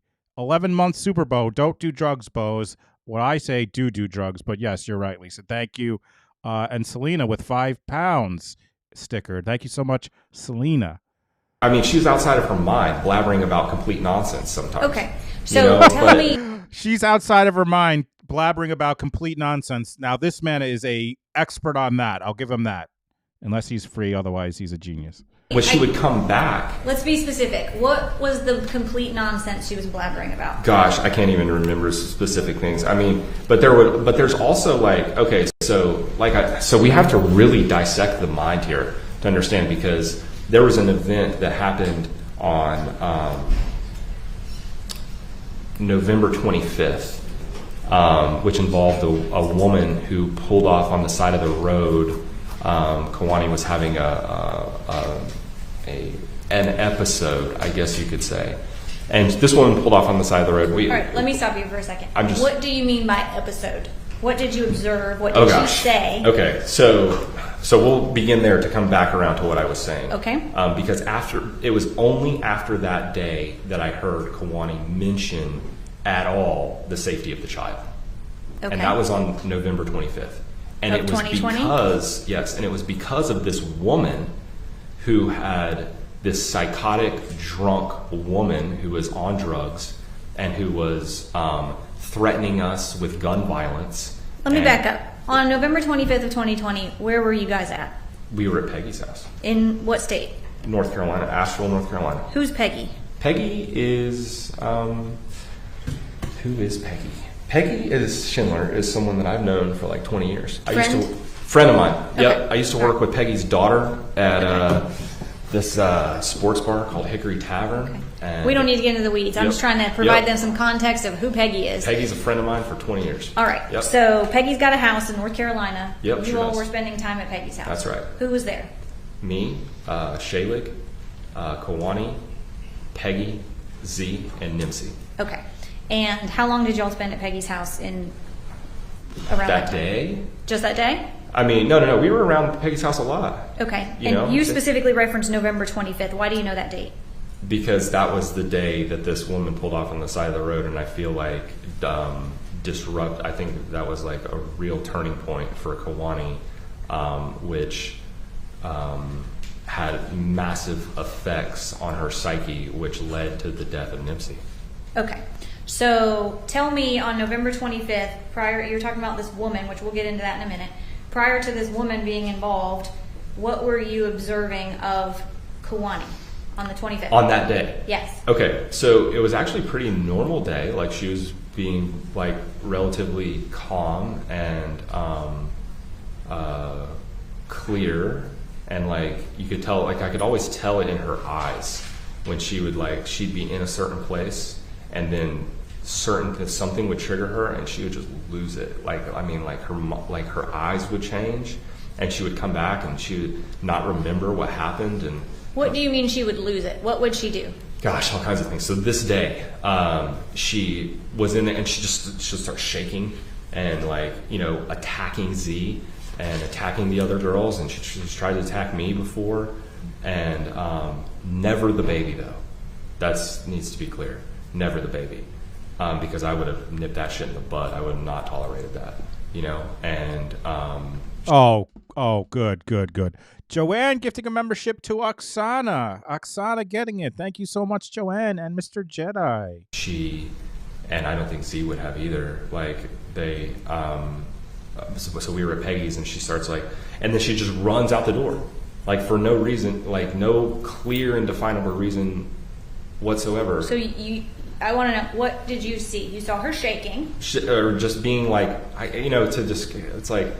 She's just being like, she would get this look in her eye, like she like was absent, you know. So she had an absent look in her eye, and she was shaking. Did she say anything? She'll like scream, and she's like, I have to go, I have to get out of here. And she like starts screaming, and we're like, Z's like, honey, calm down, you know, like he's trying to. Was like constantly working so diligently with her, and being so patient and kind, and working with her, because, you know, she would come back from these episodes, and she'd start crying, and she'd be like, I don't know what's happening, you know, and she'd just like completely like lose her mind. I don't know how else to describe it. This day she just took off running, and we're on Overlook Drive, which is a really dangerous road, because there's been people killed on that road before, literally, and pets, all kinds, you know, it's like there have been major accidents. People fly on that road, and it's known that people go really fast through there. And so Z was like, I was probably in a little better shape than Z, and probably a little faster on my feet at the time. He asked me to go run her down and cut her off and try to get her to like come back, you know, not that like we're trying to like, you know, we're just trying to make sure she doesn't hurt herself, you know. And what made you think she was going to hurt herself? Because she's running in the middle of a road. Okay. Like, I mean, she's like running like a crazy person down the middle of the road for no specific reason that she made clear, that she just had to go suddenly at that point. And she made no specific reason clear why she was doing that. She made no specific, like, she wasn't trying to go anywhere. She wasn't she had no real purpose, you know. She's just like, you know, an endangerment to herself and to others. You know, like she's running down the road just like in traffic? In traffic. Okay. Belligerently. And so I'm like, okay, yeah, we probably should like try to get her back. And so I ran down and I cut her off, and she ran back towards Peggy's house. Not to make it like she was trying to escape or anything. Not to make it like we were just, you know, trying to grab her and make her be quiet and come back and not let her leave. Not like it was like that. In the middle of the road now, and I'm like trying to avoid cars, and like their cars are stopping, and like she's just like running, and she finally like tired out and sat, and then she was sitting on the side of the road, collapsed, crying, and Z asked me to pick her up and carry her back across the street to our house. You said she was sitting? She was sitting like on the almost like on the side of the road, pretty much. And the shoulder is like very narrow on that road. So we're in the road. Okay. You know, like towards the white line. All right. And did she articulate anything at that time? No, she wasn't articulating anything. She was just like crying and sobbing, like just like incomprehensible jargon of like blabbering about, you know, like non-tangible things. I don't even know. I wasn't even really listening to her at that point. I was just kind of. When you say non-tangible, was I'm trying to get at, was she paranoid about something specific? Was she delusional about something specific? Not that day. Not that day. No, she wasn't. She was shaking. She was just. You said she had some kind of look in her eye. Yeah, the look. You know, the look that she would get when she would be like absent of herself. Okay. And like, you know, it's like, and then you ask her about it later, and like she's like, I don't really even remember some of these things. You know, like she's like having a complete break in her like ability to perceive reality, basically. Okay. And when you first saw her behave that way was when? When I first saw her behave that way was in September. She was not like that in May. September. Yeah. Okay. Now, Kawani has, you know, she's admitted to me a lot about her past, which had led her to have like a really some psychological unwellness anyway. Being like, this is her words to me. Like, we have talked about this as a group, that she was raped by her brothers when she was like 9 years old. That she had an older brother drug dealer who sold cocaine, and she was doing cocaine regularly by the time she was 9 or 10 years old. Forced to have sex with her older brother's friends when she was like 10, 11 years old. She talks about how her parents abused her, how she went to her second grade teacher and told her teacher that her parents were locking her in the closet and abusing her. These are discussions she had with you about her mental well-being? Her past. Okay. Which I think... Was that in relation to sort of her totally. I think mental it was and emotional health? I think it was the foundation of her breakdown. The foundation of her breakdown and the mental unwellness began in her childhood. Not like... Yeah, well, in her childhood, when she was abused, it got triggered when she was with us, and she was abused. Is what it sure seems like. When she was like, 20 years old, like these seeds were already sown by the people that cared for her, and I remember her saying things like, yeah, my brother's penises were really small, so it wasn't that bad being raped by them. Like things like that. She would give details about these circumstances, details about being locked in a closet by her parents, details about using cocaine regularly. So I think that the psychological unwellness and the foundation of mental instability, like she was already, these were demons that were planted in her a long time ago. Let me ask you,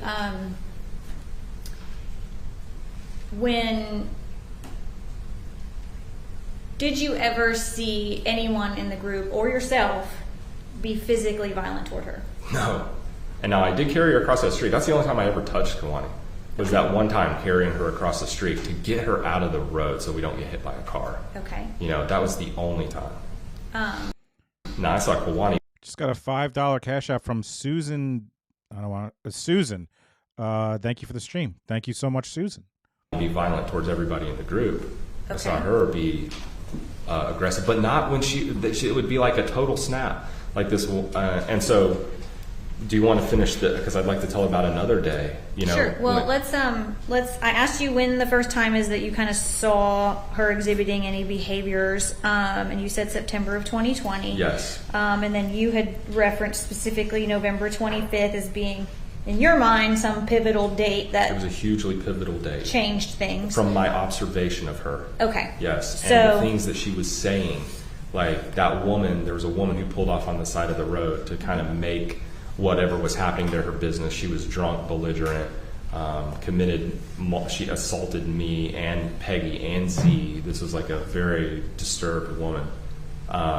And she... Is this when you're carrying Chloe? No. I was carrying her across the road, and a woman who lived in the apartment complex was pulling out at the time.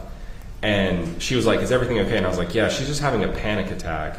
I'm going to carry her back to the house to get her out of the road so no one gets hurt. And the woman who lived in the apartment complex where we were said, she said, I see, and if you need any help, if you need anything, just let me know. Okay? So that was the woman who lived there. Now, this woman who pulled in off the side of the road was just some stranger, who she pulled off on the side of the road, and Kawani's ran over to her car and was like, I need to call my mom. I need to call my mom. That's what she started saying then. That's just like a random thing. She hadn't talked about calling her mom at all. That's just something that came out of her, just like some random thought or memory or whatever it was that was like just random that day. After she decided that she needed to run in the middle of the street, we got her back over to the house, and this random, complete stranger pulled inside this apartment complex to make this her business, like I say, rudely and belligerently. And Kawani started going to her and saying, "Oh, this lady rudely and belligerently tried to stop me from kidnapping a woman. What a bitch. This bitch tried to stop me from taking this woman back into my cult and holding her hostage. What a biatch." Saying, I need to call my mom. Okay. And so... Had she asked to call her mom up until that point? No. Okay. Like I said, this is just like something that just started coming out of her. It's like She's just like, all of a sudden, she's just like, I need to call my mom. I need to call my mom. She's like saying this. And me and C and Shaylee and Peggy are all standing around. Shaylee's holding the baby. We're all like, let her call her mom. Okay. And Let did her call her mom. No, she didn't, because this woman started being belligerent and jumping out of the car, and Kawani started to come back into herself. You could see it in her eyes that she realized that this woman was a danger to her. And the woman started screaming about how we're all going to jail, and she's going to call the cops and get the baby taken from her, and all of these things. Like, I mean, these completely, just this belligerence, like. So this was a passerby that Just a intervened passerby. when she saw you with Chloe, That's with right. Kuwani. That's right. Okay. Yes. And so what happened after that? Gosh, a whole scene happened after that. She was started being verbally abusive to everyone. Who's she? Who are you referring to? This woman named Sandra Torres. That's the woman that stopped? That's the woman that stopped. Okay. Yeah. And she was like threatening us. Like, she threatened. She was, I have a gun in my car right now. I'll shoot you and kill you and all this stuff. Her breath, was rank of alcohol. So she's just this random drunk lady who apparently had a gun and was. There's like this whole scene that unfolded. I think that it's most. I think the most important thing to take away from that day, and why I mentioned it, is because after that day, after she was screaming at Kawani and Z that she's going to get the baby taken away, so she pulls over on the side of the road, and like her story is to be like this vigilante to help this woman who's being kidnapped and blah blah blah. She gets across the road. This Sounds like the real story, you sicko. woman who's sitting right there was screaming about how she wanted to call her mom. All of the other individuals said, let her call her mom. Simple. Let her call her mom. No one's objecting to this. The only reason why we just had this whole scene is because she's like endangering herself and other individuals. Let her call her mom. Sandra Torres makes this into like, we're all very calm, at this point. Like, we're like, okay, we got her out of the road. That was like our goal. We got her out of the road, and now we're just calm, waiting for Kawani to calm down. Whatever conversations, whatever care we need to show her to get her back into a calm place, we would do. And this woman is just like aggravating this situation, with her own drama. And she threatened to have the baby taken away, and that she was going to kill us. And it was only after that day that there was anything in Kawani's delusional speak. Like I said, we have to define what is, in her delusional speak, in her blabbering, when she would go outside of her mind, outside of herself, and her eyes would change, and she'd start to be erratic and sometimes violent. That was the first time ever after that day that she said anything in those states about the baby. And after that incident, what was it that she said about the baby? It started as, I need to protect the baby. Okay. Like, the baby's in danger. The baby's in danger. Something's going to happen to the baby. And she was also talking about that woman saying that she was going to kill us. Like that, it got inside of her head somehow from this woman about the baby's in danger and all of this stuff. It was a really dramatic shift. So as it relates to that dramatic shift that you just described and her feelings about Hannah, yes, and the baby. That's why I mentioned it. Was it always she had to protect Hannah? Those were the things that I heard her saying, that she needed to. The baby was in danger, and that the baby, and then it started to develop after day, because this, Nimsy died less than 2 weeks after that. Okay. So, and so, did she ever articulate who she thought the baby was in danger from?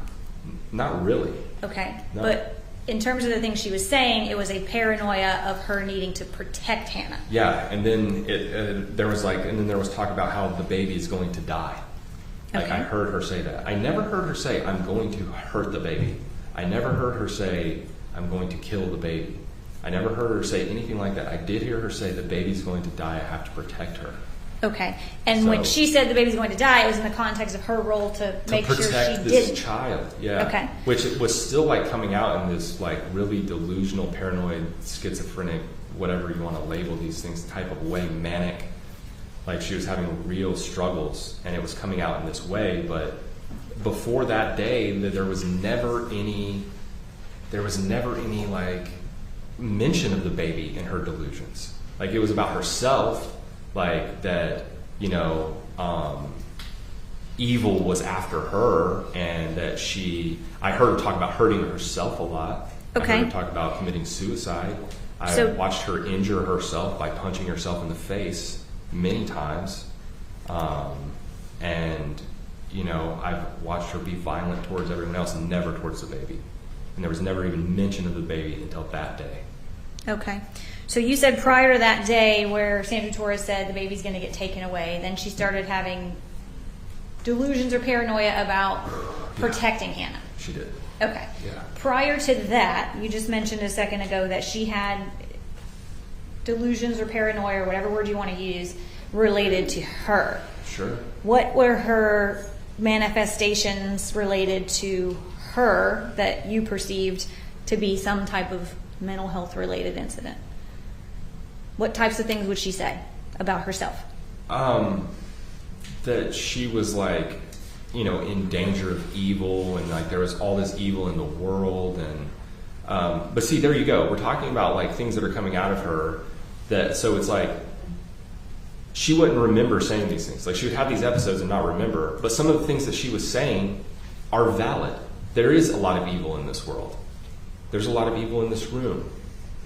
So it's like, is that a delusion? I don't think so. You know, it's like, is that delusional to say that? Is she in a delusional state when she's making these proclamations? Yes. Is she in a state where she has no memory of what she's doing and is like absent of herself? Because Kawani is a sweet and caring and loving mother.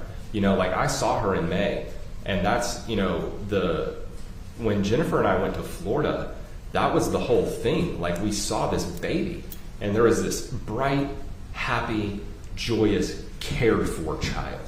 I've been around enough babies to where I know you can tell when they're not in proper care from their mothers. And there was no sign of that whatsoever. Like this baby was completely... Yeah, this guy could work for CPS because he knows.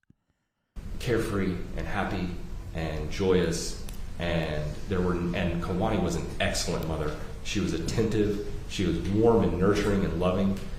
She would never strike her husband or the sister wives in the way that I saw her later. She would never do these things. Like, I mean, it was just very apparent, and that was in the child. Like, you could see that in the child. It's like, if I had an aunt who was a little on the loud side, you know, it's like even when her children were little, they were a little on the loud side. You know what I'm saying? Like, children imitate their parents. What the fuck is this guy talking about? Sorry, I just came back from getting water. I mean, not that I ever know what the fuck he's talking about, but really. And so you see it in this child, and you're watching Kawani care for this child, and they're all like fine and wholesome. There's like a lot of wholeness in their group, wholesomeness, and the baby was just fine. Like I wouldn't have continued a relationship with these people. The foundation, because I like Z, I did, and when I first met him, you know, he's a highly intellectual individual who likes to, and we shared a lot of world views that are based on fact, and science, and understanding of like, you know, teachings and things like that. So we hit it off. But let me ask you. I don't want to get too far afield of what the original. That's okay. Sometimes you get water. WTARE. WTAR. I've lost it. This guy is fucking maybe WATER. Water. By the way, folks, you want to hear a funny story real quick to get you out of this madness? Not that it's that funny. My neighbor texted Shannon to say, "I love your house. I love the lights you got. It's very festive." And my 13-foot dinosaur, because I have a 13-foot dinosaur with a Christmas hat inflatable, And now, folks, if you don't want to get it on TikTok, I have my Amazon affiliate link. I'm starting to make videos. All that cool shit I post on TikTok, you can get on Amazon. It's in the description of this thing, this live. So I'm going to start posting stuff there. If you guys haven't seen, check out these fucking sneakers I have. Look at these bad boys. Look at these. I'm getting more. So if you go to my affiliate link, all that cool stuff I put on TikTok, you could buy on Amazon too. So far, I've posted some stuff. And then we don't even remember what the question was. Full scope. I get it. Yeah. So I want to narrow back in on. You said you had seen her punch herself or injure herself. 100%. Had you ever seen anybody else restrain her or physically assault her? Not like that. Okay. There was this one time where she tried to jump out of a window in the place where we were staying in. Sawyer says, "Hi, what's up, Sawyer? Good to see you, my man. I like your TikTok." Virginia Beach, but and Z like hugged her, like basically put his arms around her and stopped her. But I've seen Z sit there and take licks to the face and do nothing. You know, like I've seen these other girls be abused by Kwani in her delusion. Like I say, she never did that. And when she would come back, she would start crying, and we'd talk about what had happened and how she was attacking people, and she'd start crying. Wow. Lamom James says, "Have we ever discussed how Jay is Ron Livingston's twin?" People used to say that shit to me all the time, Lamom, all the time. I've gained a few pounds and a lot of gray hairs. But yeah, that used to be what people used to say to me all the time, Lamom. But since I've been live, no one said it until you right now. You know, and have like an emotional breakdown. Like she'd just be like, "I'm so sorry," you know, and like she's just not that way. Like Kawani's not really like. To be clear, Joanne, I fucking hate Christmas. I think it's bullshit. I just do this shit because I get free shit from TikTok. I've talked about this before. I'm not all about like, it's Christmas. Let the kids enjoy the magic. No. As far as I'm concerned, the kids should know they get the shit from you. You busted your ass all year. You busted your ass. The kids should know it's from you when you give gifts, not some fucking Santa. Fuck that. I busted my ass all year, busted doing shit. You got the gifts from me. I hate Christmas, but I got a bunch of free stuff, so I promote it. Violent like that. Like she doesn't hit. I mean, I had never seen her do that in a clear and like. I only saw her do that when she was like losing her mind, as I say. Okay. You know, and this just continued to get more and more intense and severe as time went on. All right. Now you said, I want to go back a little bit to the incident on the 25th of November. Yes. So you said Sandra Torres intervened, that she said things about Hannah's going to be taken away, she's going to have the baby taken away, and that sort of set Chloe on this path where she believed that she had to protect Hannah. Yes. How did that incident end on the 25th? The incident ended, so like I say, this woman that, you know, is sitting here, Sandra Torres pulls off on the side of the road to rescue this woman, you know, so she would say, God, this dude hates Sandra Torres, and she's there. He loves to say her full name. Is Sandra Torres testifying tomorrow?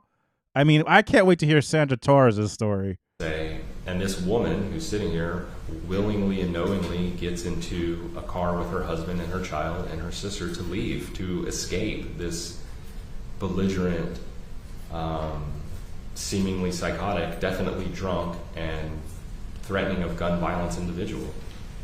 And Sandra Torres, like I say, Sandra Torres is trying to block Z from leaving. Z's like, we're out of here. Sandra Torres goes into Z's car. Now, this is a random person. You know, keep in mind, this is just some woman that pulls off on the side of the road, decides to make this her business. Kawani's screaming about how she wants to call her mom. We're all standing around. Let her call her mom. No one's trying to prevent her from doing this or do anything. Is that like the 7th time this dude has told this story about her being able to call her mom? He hates Sandra Torres, which means I really like Sandra Torres. I want to get Sandra Torres on the stand. Except run in the road and cause harm to herself. Please, here's the phone. Like, here's the phone. Call your mom, you know? she never did call her mom. She was just being belligerent, and so is Sandra Torres. And then Sandra Torres gets out of her car and goes over to Z's car. And he just calls her Sandra Torres. He says her full name every time. Sandra Torres. Takes the keys out of his ignition. So keep in mind, this is a stranger who pulls off on the side of the road and then goes into a man's car who's being calm and cool and let my wife. I mean, Sandra Torres sounds like a badass. This lady was trying to escape, and Sandra Torres is trying to save her. I call her mom if that's going to make her feel better. Goes into the car, pulls the keys out of his car, and says, "You're not going anywhere. You're going to jail. We're taking this baby away from you. You guys are disgusting people," like all this stuff. To strangers. She's doing this. Z takes his keys back from her. "Ma'am, this is my property. Give me my keys back." She starts slapping him and assaulting him. They get in the car and leave. Peggy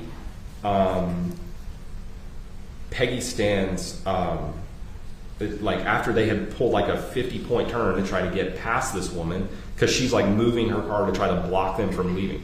She pulls over to rescue somebody and then tries to stop them from leaving in their own will, and tries to like make a huge scene out of it to try to like hurt them in some kind of way. She pulls off, and then she starts, and then Peggy is standing in front of the car, and she basically, Sandra Torres started attacking Peggy, beating the crap out of her, slamming her head up against the hood of the car. And I sat there and watched that. And now Z and Kwani and Shayla had already pulled away at this point. So I'm just standing there watching Peggy get her ass kicked, pretty much. And I was like, I sat there and I watched for probably like a little bit too long, to be honest. I would give all my fortune, which is $5.20 and all the free TikTok stuff I have, to get a Ring video or some sort of video of this altercation. All my money, all my free TikTok stuff to see a video of this, what happened. To be honest with you, that's how I felt about it, because of the way she was getting beaten by this woman. This woman's like very tall and broad-shouldered Nordic woman. And Peggy. She's a broad-shouldered Nordic woman? Sandra Torres? Sandra Torres is a broad-shouldered Nordic woman.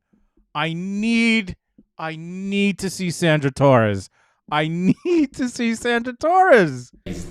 Sandra Torres is a broad-shouldered Nordic woman? She's a Viking?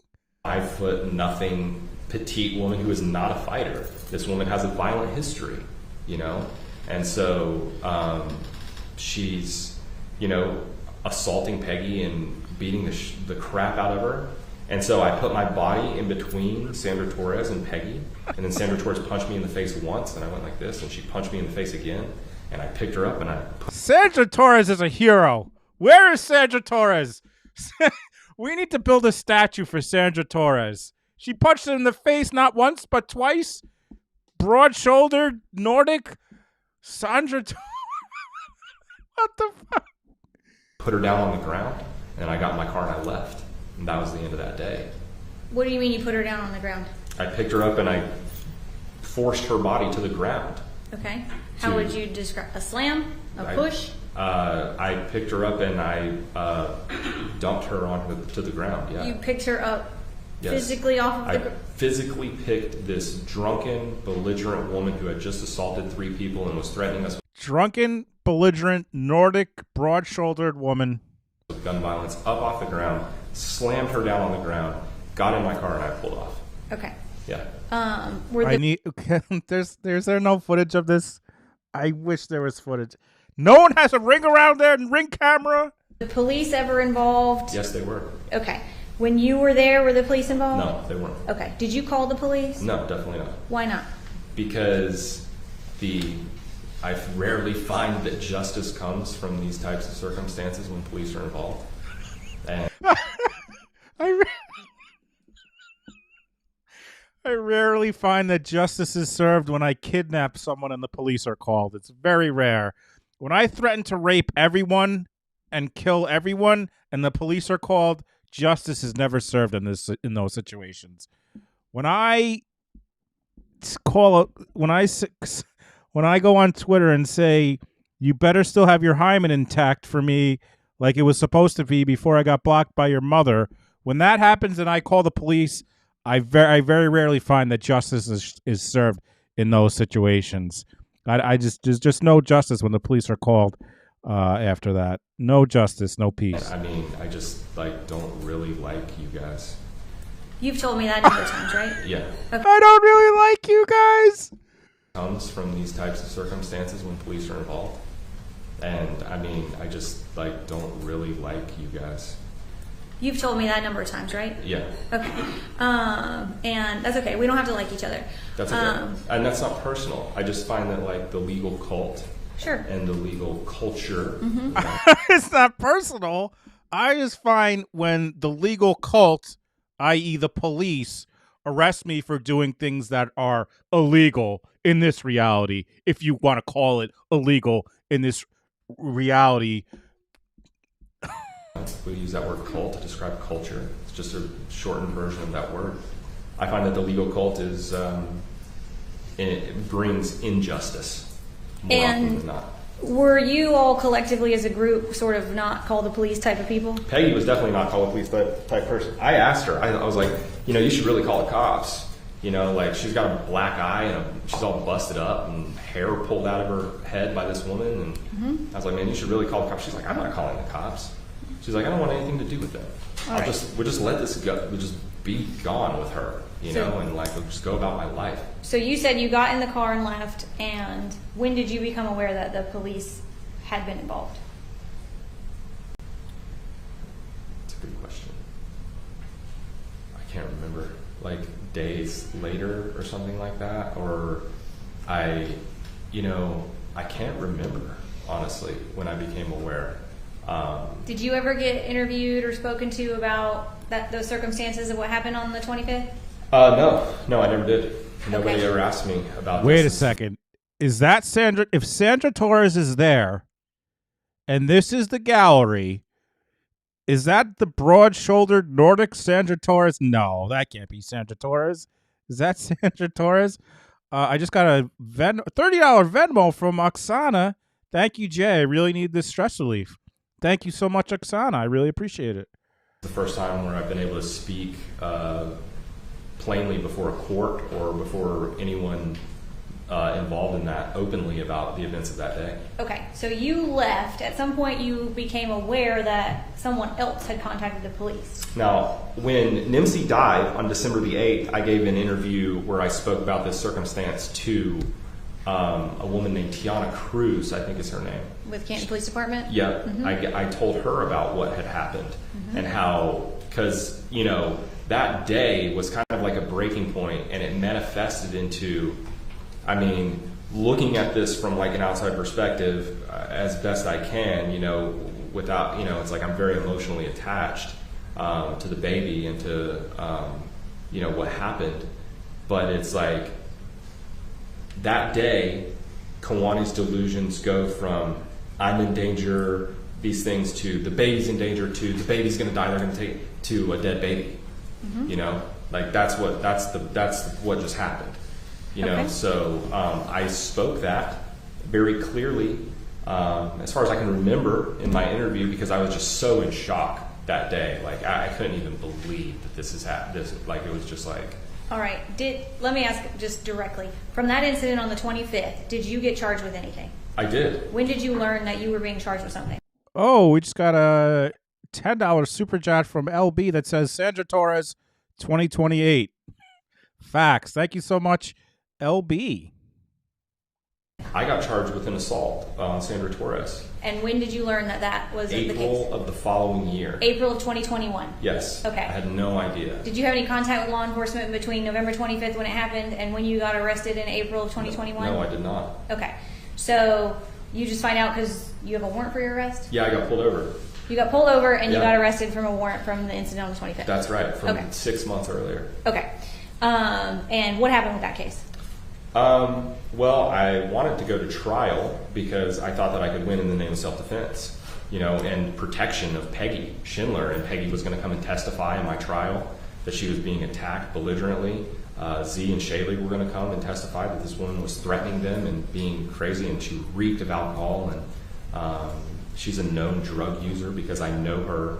Mr. Spillars, I'm not trying to be disrespectful, but we just got to rein it in. So what happened with your charges? Oh, I got a misdemeanor. Okay. Did you plead guilty? You were found guilty. You pled guilty, you stupid bitch. Well, I was gonna take it to trial because I know her. I know her, even though before I said I didn't know her. But Sandra Torres, she's a drunk. She's on drugs, and I was gonna take it to trial. But then I pled guilty because I'm a stupid bitch. Because I'm a stupid asshole. Oh, you're the fucking worst, sir. You better stay in jail forever, you fucking idiot. And if you don't, can I join you in your ways? And what does that mean? Alfred law, I was told, means that I maintain my innocence, but I was being held in jail. Like they were holding me in jail, and I couldn't afford my bond, and so I waited for years for a trial for that. And they never gave me a trial, and so I finally pled guilty to a misdemeanor. And I think that they just gave me a misdemeanor because they knew that they would lose in trial, and they didn't want to afford that opportunity. So you did a time served misdemeanor? Time served. They sentenced me to 75 after 22 months of incarceration. You were in jail for 22 months? I was in jail for 10 months, and then I made bond, and then they reincarcerated me after 8 months. They held me in house arrest for 8 months. Okay, all so over that's this. house arrest. Yeah. Okay. Yep, all over that. And then you... So years in jail was 10 months in a year and then house arrest? You fucking loser. Pled guilty under Alford. Yes, which to is be just released from jail. To a misdemeanor. To a misdemeanor. Okay. That's right. All right. You mentioned that after that incident, Chloe started having paranoia surrounding needing to protect Hannah.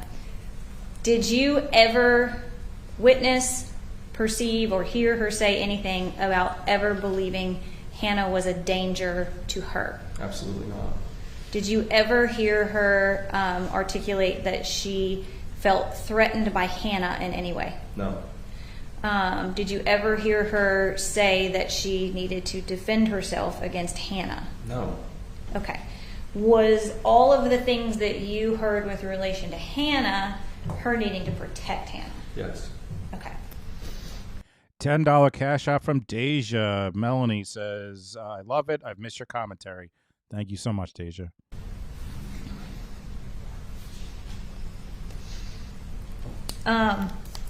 You talked about the sort of response of Shaylig and Gami and Z and you whenever Chloe would have, whatever you want to call them, episodes. Sure. What was the response amongst the group in terms of helping her? Well, I think mostly it was like trying to find patience, and trying to find a way to keep her calm and get her to, at some points, like stop hurting herself. Those are the times where I've seen Z like hold her arms, because she's punching herself in the face. I think I'm going to jack this up to 1.25 because I don't know if I'm going to be able to finish this all at night because you guys know I need my beauty sleep. Let's put this up to 1.25, see how that is. Or she's striking somebody else. And I have seen him like hold her hands, be like, honey, calm down, calm down, calm down, and that was pretty much it, like I never, we would all respond in our own way. I tried to just be as diligent and patient and kind as I could, and try to talk her, because like I said, she would be, she would come, she's always a pretty open person, like she talked plainly and openly about, sexual assault by her own family members and, all of these things that had led her to be this like fractured person, individual rather. And I would, just be there to listen. That's what I was getting at. Like I'd just be there to listen to her about how she was feeling and if there was anything that I could do and try to avoid, that right hook, and she was trying to, kick and scream. And, but she only did that to me a couple times. Let me ask you this. You mentioned that incident on the 25th where she ran out in the road. Yeah. After that happened, between then and December the 8th, did she go spend time with her parents at her family's house? No, she didn't. Was there ever a period of time where whoa. You mean after Thanksgiving? Yes. Yes. I'm sorry. I thought you meant from October. No. The incident on November 25th. Yes. And she said, I want to call my mom. Yes, she did. Okay. She did say that. Did she ever go see her mom and stay with her mom? Yeah, actually, they came later that day. Eric and Renee. That was like the second or third time that I had met them. Okay. They came to pick Kawani up. On what day? The 25th? It was either that or the next day. The 25th or the 26th? Yeah, right around there. I can't. It's 4 years. Okay. So you're at like. You're doing fine. So either on the 25th or the 26th, Eric and Renee Driver came and picked up Kawani. Yeah. Okay. Where did they come to? They came to Peggy's. To Peggy's house? Okay. And that was in North Carolina? Yes. All right. And where were they living at that time? The drivers. Oh gosh, Tennessee. Tennessee. So they went from Tennessee. Knoxville, as far as I know. They went from Tennessee to North Carolina and they picked up Chloe. That's right. All right. Did Hannah stay with you guys? She stayed with Zeke. She stayed with Zeke. Okay. Yes. And to your knowledge, did Chloe go back to her parents' house? Yeah, she did for like a few days. Okay. And when and how did she rejoin the group after she went to her parents for a couple of days on the 25th or 26th? I'm pretty. She kept in contact with her husband, and then I think he went to go pick her up after that. Okay. And were they still communicating? Z and she were still communicating? Totally. Okay. Yeah. And so he went to go pick her up. Do you know when that was? Shortly after that, a few days, something like that. Okay. A few days after Thanksgiving? A few days after Thanksgiving, yeah. Okay. I think she got really jarred by that whole thing with Sandra Torres. Okay. Like I say, there was like a lot of dramatic shifts in her wording and the things that she would say after that. Okay. And that was it. All right. And then tell me about Thanksgiving. Where did you spend Thanksgiving 2020? Oh, I was there. We did Peggy's, and then I was at my parents' for the rest of the day. Was Chloe around for Thanksgiving 2020, or was she with her parents? That was that day. That was Thanksgiving Day. What was Thanksgiving Day? The whole event on November 25th. The 25th was Thanksgiving Day? I'm pretty sure. Okay. Yeah, I'm pretty sure it was. I'm not 100% on that, but I'm pretty sure that was Thanksgiving Day. Yeah. Okay. Yeah. So it would have been after Thanksgiving that Chloe went to her parents. That's correct. All right. Yes. And then you said it was a couple of days maybe she was with her parents, and then Z went and got her, and she came back to the group? She came back, yeah, she did. Okay. And when she came back, what was her demeanor like? Pretty much the same, really. She's a regular Kawani a lot of the time, even though at this point in time she had become kind of degraded. Like she was like, her whole like air had become different. Like she was like really like frustrated with herself. Like there's a. All right, who wants to see what Z looks like? Tony Bailey, I don't know if she's still here. Thank you, Tony. Just sent me this, which I think she got off of Facebook. And that apparently, it looks like it's Court TV's Facebook. I found 3 pages for Brain Ben Michael, a.k.a. Benjamin Eliu Joyce, a.k.a. Zadnodas, a.k.a. Z. None are very active, but he's definitely there he is. There's Z or Jesus. Or this guy.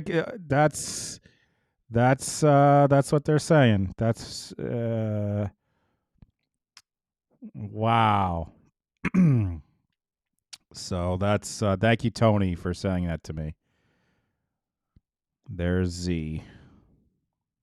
She's like frustrated with what's happening, and she was sad. You could tell.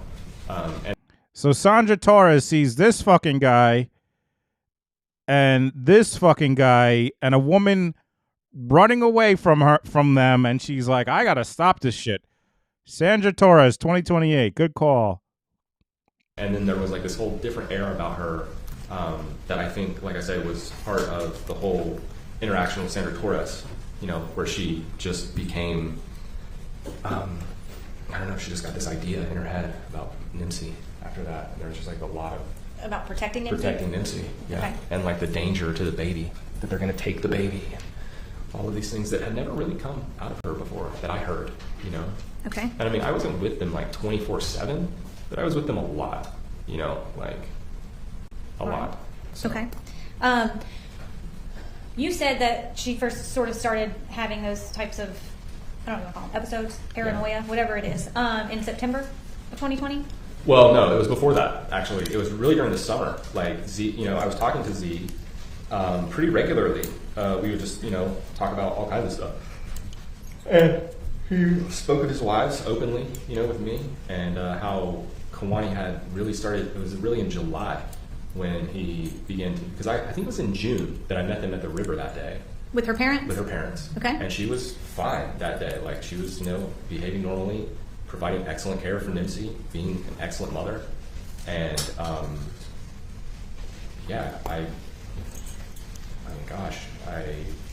just... And let me ask you this. At any point, did you become aware of her getting any type of, counseling? No. Okay. Definitely not. What's that? No. Okay. She did not. Did you know about her doing anything on Zoom? No. Okay. I did not know about that. Okay. Was she doing that? I don't know. If you don't, I have to ask the question. Okay, so if you don't know, that's completely fine. I didn't know that. No. Okay. I didn't know. And we already talked about kind of the group's views on drugs and sort of the holistic approach. Yeah, Z did not want her to be institutionalized. That's for sure. He did not want her to be He did not want her to be institutionalized? institutionalized, probably for the same reason as the institutionalization culture probably doesn't offer she's just surrounded by 3 or 4 people who really love her and care about her, and instead of just being a patient that gets doped up with medication and spoken to once a day for an hour by some doctor that she doesn't know, Z was really trying to do this in more of a wholesome family way to offer Kawani healing. When she was just her normal self, Yeah. What was her relationship with Z? How did she interact with him? How did she treat him? What did you observe during this time? It was we went to, when Jennifer and I went to Florida, it's there's a lot of love there. Talk to me about Thanksgiving time, December. What was the nature of their relationship around that time? I mean, sometimes she's around and it's the same. There's a very loving nature and a very there's a lot of companionship, and between her and the other girls, I remember we were at my house right before, because they had found a house in Florida. Because that's one of the things that Kawani was talking about, especially towards the end in October. She's like, we need to find a house. We need to find a house so I can be better, so I can find a place to be and just be one. Guys, I just figured out this whole time, I'm like, he looks like someone else. He looks like someone else other than George Carlin. And I've been racking my brain. For you guys who know me, I like to find doppelgangers. And I feel like the other person that this dude looks like, he's a nemesis of mine. And his name is...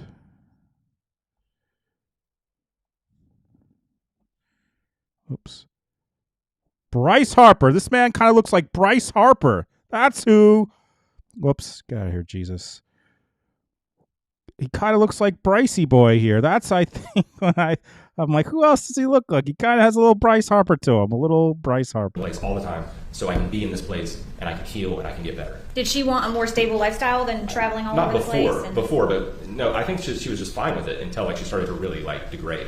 Okay. And then she realized, she would come back from these episodes and we'd tell her what's happening, what had happened. She has no memory of it. She's crying and being all apologetic and, troubled by her own mind and how little control she had.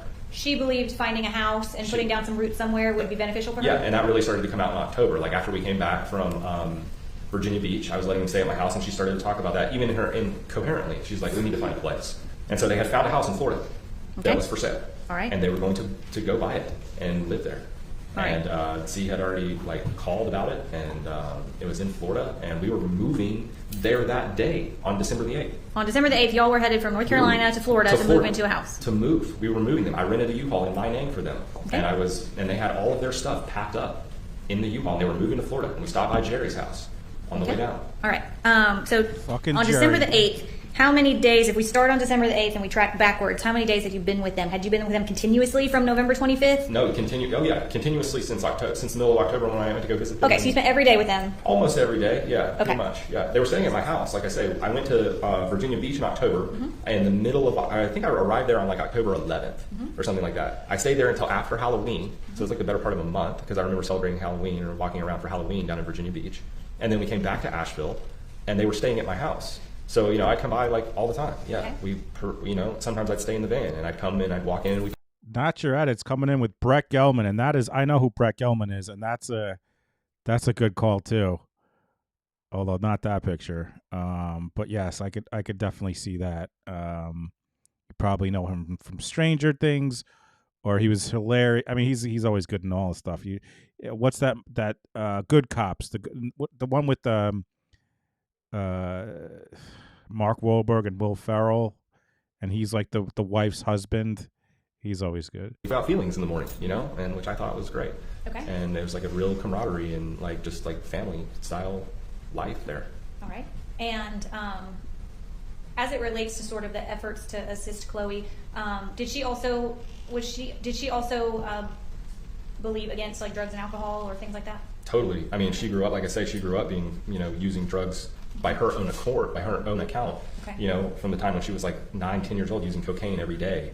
And like, she was very against drugs. Did you have any knowledge during this period of time about her desire to try to utilize CBD? Yes. And what did you know about that? So I found that out because she was looking for like some kind of medical assistance, and Z was just not having her be on prescription medication. Okay. Because I see people are in the chat are saying this dude from Ozark, but I think this dude from Ozark is a much better looking man than this dude. That's wait, hold on. Oops. I think this guy is better looking than much better looking man than this fucking guy. And I agree with him in this regard that that because she would come back from these episodes, it's not like she was like this all the time, mm-hmm. and this was a recently developing thing. So when you say it's not like she was like this all the time, what in terms she of... wasn't psychotic, losing her mind, belligerent. Well, in terms of quantifying how many episodes like that you saw or how often that would happen. Right. Yeah. I wasn't around them all the time at that point, but I know that it really started to get bad in July. Okay. So by the time September came around, I saw her behaving erratically. She struck Z for one of the first times she had ever struck her husband when I was there in September. Mm-hmm. But Z's perspective was like a more like natural homeopathic type thing where he didn't want to institutionalize her, and he didn't want her to be on drugs. He wanted her to work through this and come to a healing on her own. And she was about that too, but she was also looking for, so they decided on CBD. Okay. They decided to try to use CBD, and Kawani had ordered some CBD offline. She ordered it offline? Yeah, she did. Okay. Yeah. And so you said that they were both kind of about not medicating traditionally, but that they had explored other options and arrived at CBD. That's right. To try to just give her some assistance. Okay. And the CBD that she ordered offline, do you know anything about that? I don't. Okay. I know she just ordered some CBD. She had been taking CBD, and that a package arrived. From just like a traditional CBD thing? Yeah, just something online that she ordered. All right. Yep. And at any time, did you provide her with anything in that regard? I did. Okay. I had some CBD that I bought from a woman in Asheville, North Carolina, mm-hmm. That I had purchased because my dad's cousin had cancer. He was using a Rife machine, and he had become cancer-free by using the Rife machine, and he was interested in taking some CBD. And so I bought some CBD from a woman. I could tell you who it was if you want. Was it a legitimate CBD manufacturer? Was it some shady, back alley? What was it? No, definitely not. This is a woman who worked in the hemp industry. Mm-hmm. This is a product that was being sold on store shelves that she had in abundance. And so I bought some of it from her. But this is like a legal product that I bought from her. Okay. Yeah. And in which state? What's that? What state? In North Carolina. In North Carolina, okay. Yes. So it was an off-the-shelf, legally manufactured hemp That's product. what I was told by this woman who works in the hemp industry. Okay. Yes. And so you said you bought that for your uncle? I bought that for my dad's cousin. Your dad's cousin. It would be my cousin too. It's his first cousin, my dad's first cousin. And so you had some left over, or what was the situation? No, I had some. I was taking some of it. Okay, you took it. Yeah, I did. And what did you take it for? I was taking it because I have shoulder injuries from jiu-jitsu.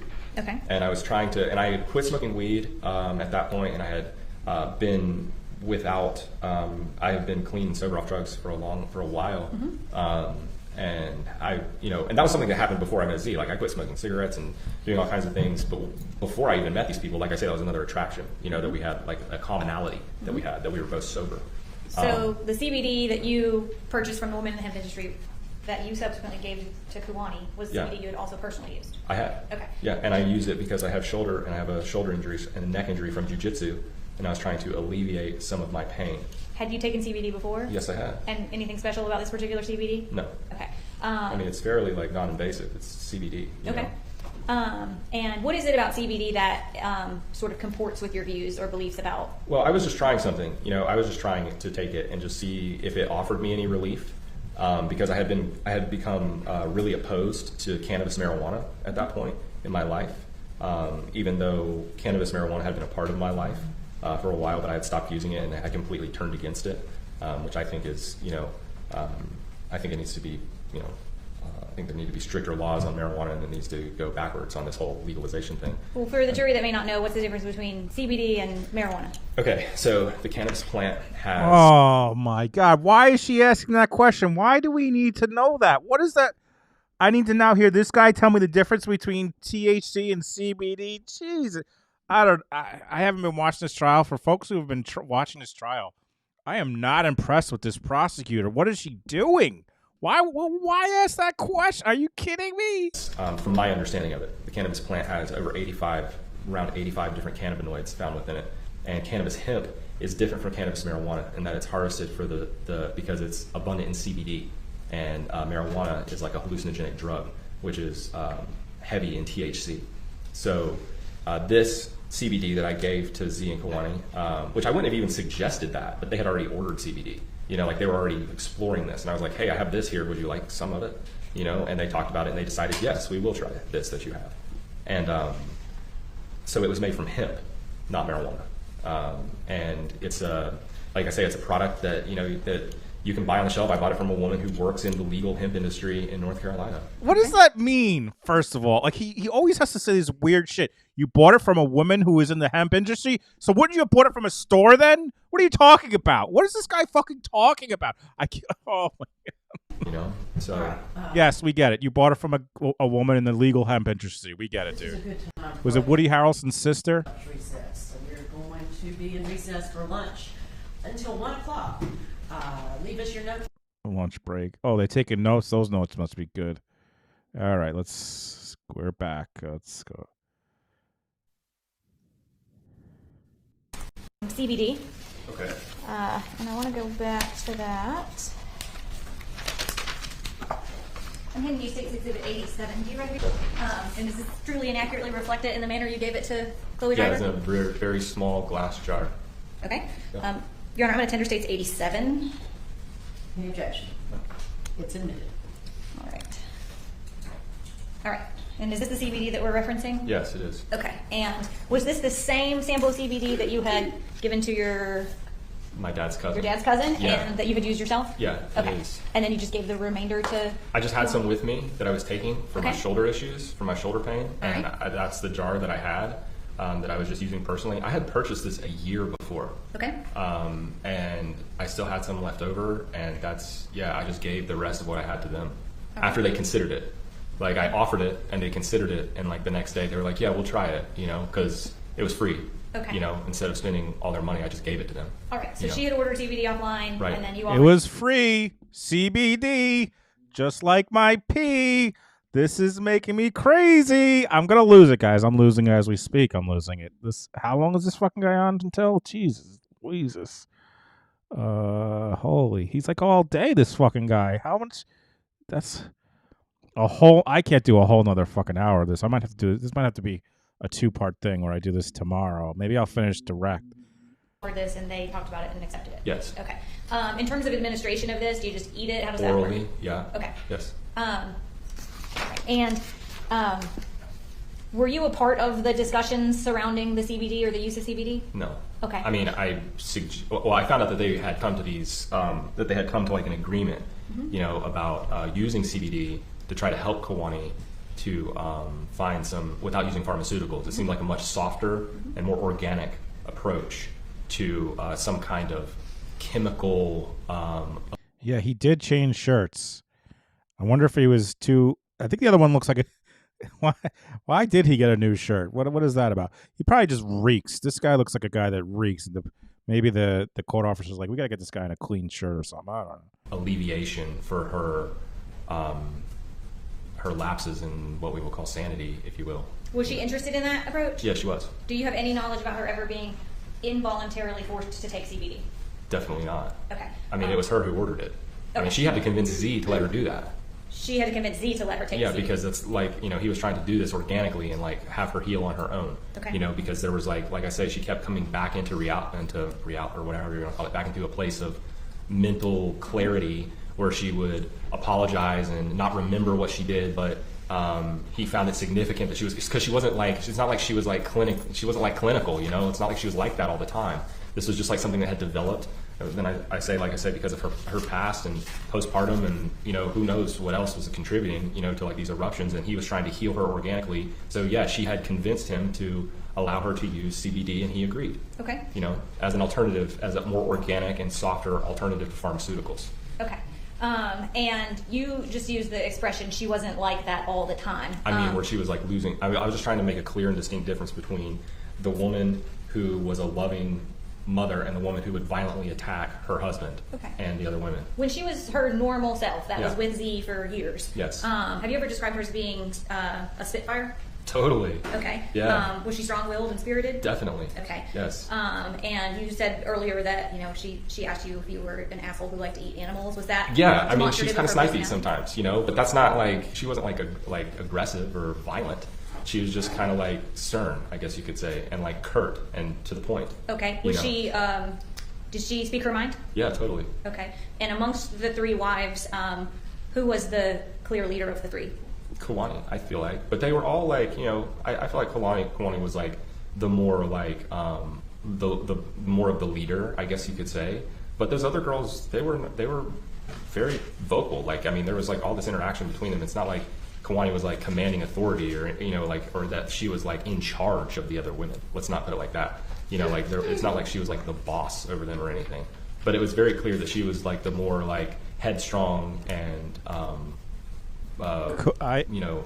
Moon Pie says your community is the most hysterical. I cannot stop laughing at the comments. I could not agree more. Some of the funniest folks on YouTube are mods, are moderate, are people in chat. JBN, just some of the funniest people. The MD of P, Jesus Christ. Yeah, seriously, just the funniest people. We're glad you're here, Moon Pie, because we got some funny folks here. Like more iron-willed of the three, I guess you could say. Did she like things her way? I mean, doesn't everyone? You know, it's like no, I wouldn't say that. I wouldn't say that Kawani was like that. Like she's like has to have it her way kind of girl. Was she afraid to speak her mind? Definitely not. Okay. I mean, that's like very much the opposite of that. I want to talk to you about the traveling from North Carolina to Florida. Sure. And you indicated that there was an intention to... We were moving, you're talking about December the 8th? Yes. Well, but yeah. I want to talk about where you stopped en route. Totally. Do you have any knowledge about going to Chloe Driver's parents' house?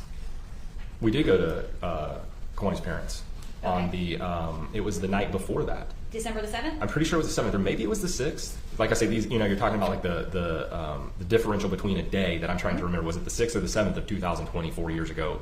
I can't remember. Okay. But it was not the 8th, because that's the day that we were traveling and Nimsy died. And in terms of who was traveling and how many vehicles you had, what did that look like?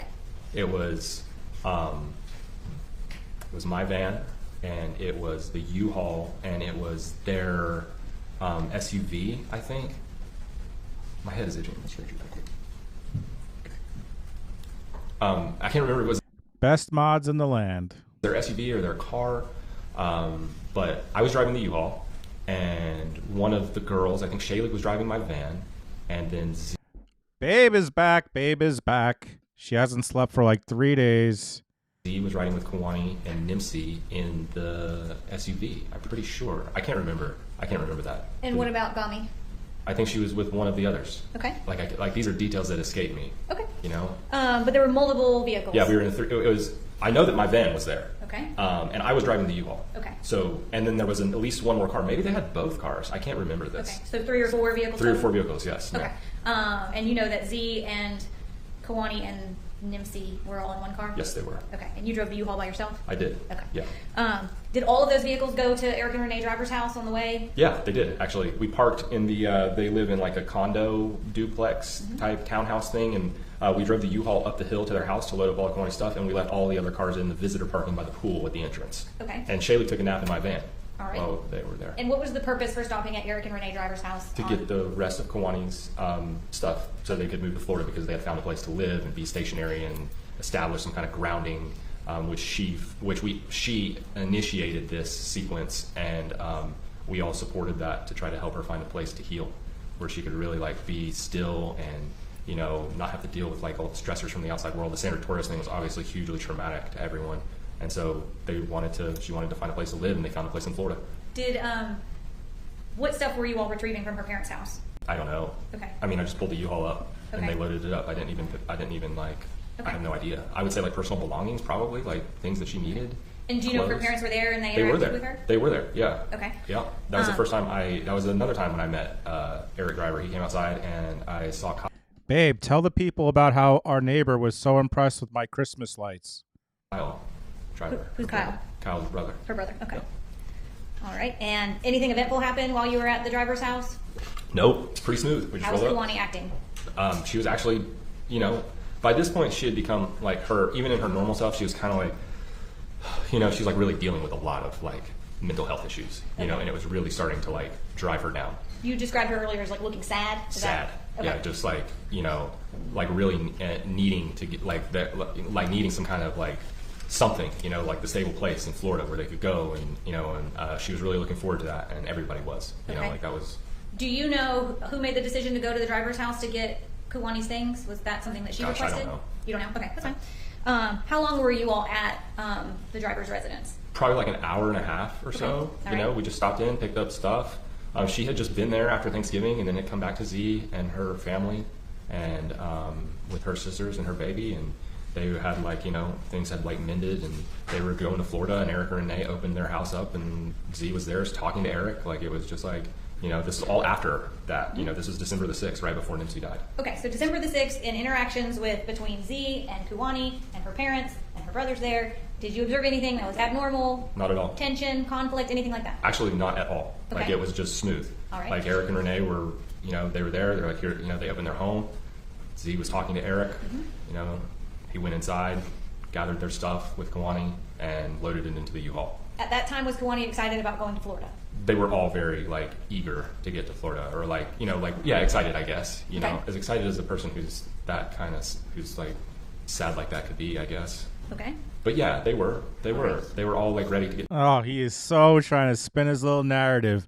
As excited as someone who's that sad. Yeah, they were super excited. Oh wait, she's supposed to be sad. As excited as that sad person could be. To Florida and be stable, and they wanted to have a garden. She was talking about having a garden and growing food, and doing some self-healing meditations and being stable and being away from stressors of the world, like just they had found a spot in the country, that was kind of like a way, to where she wouldn't have as many triggers to go into these. Those were the things that she expressed she wanted? Yeah, a totally. garden and land, and to That's be out it. in the country? That's it. Okay. Yep. Was Nimsy with her and Z in the group whenever they were there with Yeah. Eric and Renee Driver? Yes, she was. Okay. Yeah. And then you said you believe that was either the 6th or the 7th? The 6th or the 7th, yes. Okay. Then I want to talk about the 8th. You all Yeah. went to Jerry's. Did you know Jerry already? Yeah, I know Jerry. Okay. I had been to Jerry's house a couple times before. I'd spoken to him on the phone. It's kind of like one of those situations with Z. Like I met Jerry. Jerry's a really interesting guy. By the way, whenever he says Jerry, I don't think of Jerry Seinfeld. I think of Jerry Gergich. I don't know why. But whenever this guy says Jerry, I'm thinking about Jerry Gergich. He's intelligent, and he does like a podcast talk show that's like really, it's like an interesting thing that he does. And so I had spoken to Jerry. Wait, Jerry has a podcast talk show. We need that. For hours on the phone. Like I just called him up just to chat, like I do with people that I meet that I'm interested in. Kind of the same thing when I first met Z, just the same thing. Like I met Jerry, I liked him, I still like Jerry, and I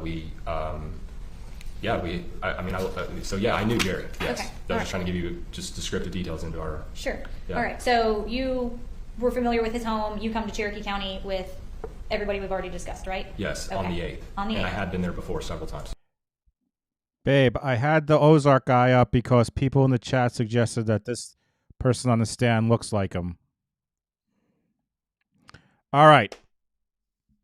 So when they're talking about Jerry and they're talking about the 8th, they're going to be going into the details of the murder of a baby and I believe a stabbing. If I don't know the details of this case. And I think I might end it here because, literally everyone is, well, not everyone, but people have messaged me and said thank you for this because they needed a little break. from some of the stuff that has been going on, and I feel like if we get into that, then that break is over, and I don't know if I want to do that now. So I don't think people want to hear that right now. I don't think I want to hear that right now. I have not watched. I didn't watch this. I know nothing about this case, to be honest with you. Just Amanda, who's here, had tagged me about this guy and his urine therapy, which we got into. But I think I might call it here. People are saying go to Cross. Does the Cross not have this? All right, the Cross is good. All right, I'll go to the Cross. The Cross doesn't have the bad stuff. Well, this is the Cross. I mean, not that any of this is good, if you know what I mean. Man, he looks a lot like George Carlin here. Oh, she's crying. Little into the Cross. Okay. Into social work, right? My sister has her master's degree in social work and behavioral sciences, and she works as a counselor, and I have a very close relationship. Oh, he doesn't talk about it on the Cross? All right. Lonnie's phone. Well, clearly, if this guy is weeping, all right. There's Jesus, Jay. What are you doing? All right, I'm just to the other women that were involved, right? They were well aware of the relationships that he had. Yes, they were. Okay. Did he ever talk to you about a time in which he took Kawani back to his house in Connecticut before the child was born, when they first met, and he had her living in his parents' basement? Yeah, I do remember him talking about that, like briefly, like that's how they met or something like that. That's when they first met. You recall him telling you that he kept her in the basement because he didn't want his parents to know about her at that time, and he took food down there to her? Definitely not. And they definitely knew that she was there. That's ridiculous. Okay, this would have been not September of 2020. I'm talking about before that. Oh, yeah. But I mean, dude, Michelle Joyce is not the kind of lady who has somebody in her house and doesn't know about it. That's impossible. Okay. So, that's just not our thing. Okay. Like the idea that, that they didn't know that he was keeping someone in her house. Like, yeah, right. Have you met her? I have not. Okay, well then you would know. Like, there's no way that's like. Okay. Yeah, but no, I never heard him talk about that. But that just strikes me as like, if you knew the Joyce family, like. You don't think that would have happened? I don't think that's possible. Okay. Yeah. So in September, though, in Connecticut, your testimony is that you begin to see her, a change in her personality, a change in her. Yeah, a radical change. Yeah. She struck Z when I was there, and that was just like so, like, just out of character. Like, this is when these episodes were starting, in which she would basically zone out or be in a catatonic type state. Definitely. Is that right? Yes. When she was in these states, she would come out of them and not have any recollection of what just happened. Is that right? Yes, sir. And I witnessed this many times. Yes. Especially because it developed even more when I, into October and through November, it was severe. I've never seen anything like it. Was she telling you the type of things that she was hearing or seeing during these delusional spells? Would she tell you that she was hearing voices? Well, not really like that. No, she was more expressing it as just like this, like aggressive, manic, like thing. She would talk about all kinds of stuff, but it was like really hard to and I was listening attentively and with care and respect for Kawani when she was expressing these things, and it's like certain things that she would say kind of made sense sometimes. Like she would talk about like gosh, I can't even remember these things specifically. Like she would talk about like evil in the world and like like there. I mean, his barometer of making sense is drinking your pee every day for 4 years makes sense. So let's all keep that in the back of our heads. There is a lot of evil in the world. Sure. So it's not like everything that she said, but some of the things that she was saying were completely like. But she was expressing to you that this was evil that she felt like was directed at her, right? Definitely. Not something that she was just talking about. But just like an ambivalent force in the room as well, too. Yeah. Like not just like an indirect, like just the presence of evil. Yeah, she sensed this. Yes. It's not like she was mad at the war in Israel or something. She was feeling a presence of a body or a presence of an entity that was coming towards her or directed towards her, right? Yes, sir. Yes, she was. This was so profound to you when you saw her in September, and such a difference in how she was in May. You recall talking to Z about this and telling him that she needed to get some help? Yeah, I did actually. I was like, dude, I don't know, but I mean, I was trying to say like maybe she should go to an institution or something like that. But at the same time, I've never been to one of these institutions. Yeah. Like, I don't know. And Z has a lot of familiarity with these things. You said you told us in your conversation we had with you Saturday that your sister has some relation to social work, right? My sister has her master's degree in social work and behavioral sciences, and she works as a counselor. And I have a very close relationship with my sister. So we talk about these things, and I pride myself in being an intellectual and having the ability for divergent thinking and to, gain objective understanding for. This guy prides himself in being an intellectual. This fucking guy. You fucked up, you brat. You're a rude little brat, and now you're going to be held accountable and punished like you deserved. There's nothing anyone could do about it. Get ready to beg for forgiveness. This guy, real intellectual, drinks pee every day of his fucking life. Concepts rather quickly, so I've always excelled and been in the top of my class kind of guy. So I speak with Chelsea. My sister's name is Chelsea.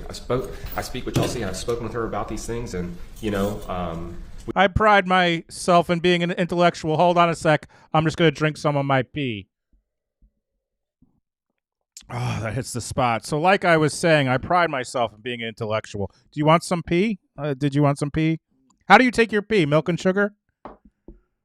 We spoke a lot about Kalani when this was happening with her. And I'm not going to hold you to an expert in psychology by any means or psychiatric issues, but you believed, and I think you even told Detective Cruz this in your interview, that you believed that, in fact, Kalani was suffering from specific disorders, such as bipolar or schizophrenia, that type of thing, right? Well, yeah, I mean, I do think that. I do think that some kind of individual could. But it's like these things came on very suddenly. So it's like I was telling the state earlier in my testimony, and that's why I didn't really push it too far when Z said that he didn't want her to be institutionalized, because this wasn't like how she was all the time. So so perhaps I'm incorrect, because to diagnose somebody with schizophrenia means that they have schizophrenia, not that they have. Sir, I'll take the perhaps out of the situation. Yes, you are incorrect. P face. Schizophrenic-like episodes. Do you understand the differential here? It's like, that's how I'm viewing it now. And honestly, at that time, I had just witnessed Nipsey breathe her last breaths, and I'm trying to save Kalani's life. So, it's like I don't even really remember that interview with Tiana Cruz myself. There was like a lot of trauma. You were still in shock to some degree about what you just. I'm still traumatized by this to this day. Yeah. This is dude. Still traumatized, dude. This is like a huge thing for me to deal with. But Z's response to you reaching out to him about what you were seeing and your concerns, he did not want her treated. He didn't want to put her. Well, his expressions were very clear. He didn't want to put her in an institution where she would get less care and less time and consideration than what she was getting from him and from her sisters. He didn't want pharmaceuticals. And he didn't want her to become some brain dead pharmaceutical girl. And he didn't want that for Kawani, but he also didn't want that for Nimsy, right? Thank you. Yes, that's where I was going. She's breastfeeding this baby, and he didn't want that, and he didn't want her to be institutionalized because she has this. He was trying to keep their family together, man. And I respected him for that, and I respected him for trying to do it organically and without drugs. So let's talk a little bit about this CBD here. That was State's Exhibit 87. I think when you testified earlier, I thought you testified that you had bought that from a store, but maybe I misunderstood. You got it from a friend of yours. I bought it from an individual, a woman who's in her 50s, who works in the CBD industry. Is her name Kylie Cross? Yes, it is. Okay. So this appears like in this jar, it appears to be something that was homemade or manufactured by someone and put in that substance. Is that fair? I'll tell you what I was told. Okay. I was told that was manufactured in a large quantity, and that it was processed in a legal type circumstance, and that it was legal to be sold in stores, but it was excess that she had access to. Okay, but you don't. That's how you got it, right? That's exactly how I got it. You were told what it was. You were told it was CBD, but other than that, you have no reason to understand that it's CBD or anything else, correct? I'm just going by what I was told. Yes. Okay. And you had used some of that yourself. Yes, sir. And I think your testimony earlier was you didn't think that it had much of a effect on you. It really didn't. Using it for your shoulder, I think. Yeah, I got a bad. I have a bad neck and a bad rib. I did jiu-jitsu for years and years. And it didn't really give you any relief. It did in a way. It did a little bit, but I discontinued my use of CBD. You didn't have any side effects from it, such as delusions or paranoia or concerns like that, right? No, sir, I did not. Okay. But you definitely saw what you believe was an increase in paranoia and delusions from Kiwani that occurred at the time she was taking this substance as well, Yes, right? sir, I did. Did you believe that the CBD or whatever this stuff was causing her symptoms to get worse? Not at first. When she first started taking it, I gave it to him in September. And then that only progressed until, that was way later, and she was the one who was saying that. Because I don't, her delusions, it was it's hard for me to differentiate, was this actually, but she was the one who started saying that. She was telling you that she was having concerns that this substance was causing... She was telling us, and then Z started to pull it back and stop giving it to her. Okay. Ultimately, and you talked a little bit about this earlier, the nature of this relationship and the control, and I don't mean control in necessarily a negative way, but the patriarchal structure of this family, right? Yes, sir. Ultimately, Z had the final decision about whatever was happening in this family, right? I mean, yeah, for the most part, but these women were heard. It's not like these were not oppressed, silenced women, and by no means. In fact, very much the opposite. Like I say, These women were heard. These women were heard. And when they ran and escaped, these women were pulled back home. And he wakes up every day. It's we want to talk. He wants them to talk. They were encouraged to speak. They were encouraged to speak their minds. They were encouraged to tell how. Except for when they escaped. Then we didn't really want to hear much about that. We wanted to just bring them back and not have them talk much about that. They were feeling, so he could be a better man. But if Z felt like the CBD was something he wanted to have her use, he would be the one to say, let's use that. Well, right? he was vehemently opposed to it at first, but she talked him into it. And he did agree to it. And he finally agreed to it. Yeah. But if he had not agreed to that, she would not have been able to use it. Yeah, I mean, that's pretty much the nature of a relationship, unless two people are in agreement. Yeah. Okay. I don't think that he would have, just like he didn't want her to use pharmaceuticals, like I said, she's breastfeeding a child. Did you ever tell him that he needed to stop giving her the CBD? No, I did not. Never. No, I didn't. Okay. Now again, this time frame of September when you're in Connecticut, October when you're in Virginia with them, despite the concerns you're seeing for her declining mental state, her treatment of Hannah was still 100% top-notch motherly treatment. It really was. Right? It really was. Yeah, I mean, there were a couple times where, she was so out of it and having these episodes of panic and discomfort and violent aggression, where, I felt like she wasn't her best self as far as giving Hannah all of the attention that the child needed. But that was uncommon. That was only a few times. Because, it's when she's manic and screaming and pulling her hair out, it's there's a baby in the room. When she was in that state, she obviously couldn't be a good mother. There were a couple times where I had to hold the baby because, she was Z was here, hold the baby. Because Kawani's becoming aggressive and violent and screaming at the top of her lungs in public places and But nothing that she ever did during those times, nothing that happened while she was in those delusional states or those paranoia states, nothing she did was ever violent, aggressive, or harmful to Enzi. No. Very much the opposite. Okay. Still. All right.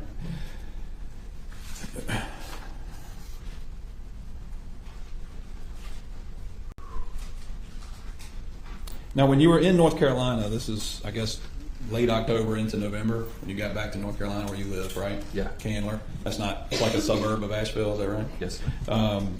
Peggy, how far does Peggy live from you? In Candler? Yes. South Asheville is 20 minutes. Okay, but your house from Peggy's house is same distance, or? What do you mean? Where you live versus where Peggy lives, how far apart do y'all live? 20 minutes. 20 minutes. Peggy lives in South Asheville, off Overlook Road. Okay. I live in Candler, 41 Oakdale was my address. Okay. And I would say it'd take 15, 20 minutes to get over to South Asheville. So when y'all were in North Carolina, was the rest of the group primarily living at Peggy's apartment with her, or were they staying in both places? Yeah, basically both places, but I let my house out to them. I let them stay at my place. Okay. When we came back from Virginia Beach. They stayed at Peggy's for a little while, and then Z asked me, and we stayed there, and then Gamiana started doing the dark therapy there at my house. So at that point, they were staying at Peggy's. And that's where That's where she was during the events that happened on November 25th. Yeah. And that's why she wasn't there, because she was doing a dark therapy, like I say, for her own pursuit of, like, you know, a higher vibrational frequency. We'll come back to that November 25th incident in just a minute. Okay. But at that point in time, they were staying at Peggy's house. Is that Yes. fair to say? Okay. So let's talk a little bit more about the group dynamic and some of the stuff that we're practicing. And you talked on this earlier. This was a patriarchal driven dynamic, right? Right. Well, Z's like the center. Z's like the, you know, he's the man of the house, and He calls himself a prophet, does he not? a prophet. Yeah. I don't know that Z would use that word to describe himself. You've never heard him call himself a prophet? I've never heard him call himself a prophet. You never heard him call himself Prophet Elihu? No. No? If he told Detective Cruz that when he was giving her his name in an interview, would that surprise you? Eliyahu? Yeah. Eliyahu's his given middle name. That means Elliot. That's a Hebrew name. Okay. But if he called himself prophet, that would surprise you. I mean, that kind of would surprise me that he would use that word. Do you recall him talking about, at times, Z or any of these women in the group, Yeah. do you recall them talking about the CIA coming after them and out to get them? Yeah, there was some talk about that. Okay. Part of the idea of this trust system, as you talked about, was keeping your property away from the government. Sure. You have a, let's say, healthy distrust of the government. Is that right? Yeah, I would say. Yeah, sure. You part of the trust idea is that it insulates your property and your income from taxes. Yes, it does. Right. No, that's a fact. And at the time that you were with this group, from May to December, Z didn't have a job, did he? No. Nobody else in the family had a job, right? None of the wives had jobs. No. Kawani's job was being a mother to this child, right? That's right. Do you know what source of income they were living off of? I know that all of their finances are private through their trust. I mean, But you don't know how they got them. I mean, that's. Do you know anything about him submitting loans to the government during COVID, PPP money? Yeah, I do remember there being some talk about that, but Setting loans up? It's pretty fucking hilarious. So I'm way against the government until I need some money. Then time for me to apply for some loans. No, you're no good, government, but I need some money. So now it's time to give me some COVID loans. In the name of a religious organization that they got money from? Oh, when they did it as a religious organization, pissed me off even more. Oh, tax-free bullshit. Oh, don't get me started. I mean, I remember them doing that, yeah, but I mean, I didn't really know all the details about that. Yeah, all of a sudden, my man here is getting a little soft-spoken when he's talking about how they're going to take some money from the government for their religion. All of a sudden, my man isn't so loud and confident in his speak as he was when he was talking about drinking his own pee every day for 4 years. All of a sudden, he's not so confident.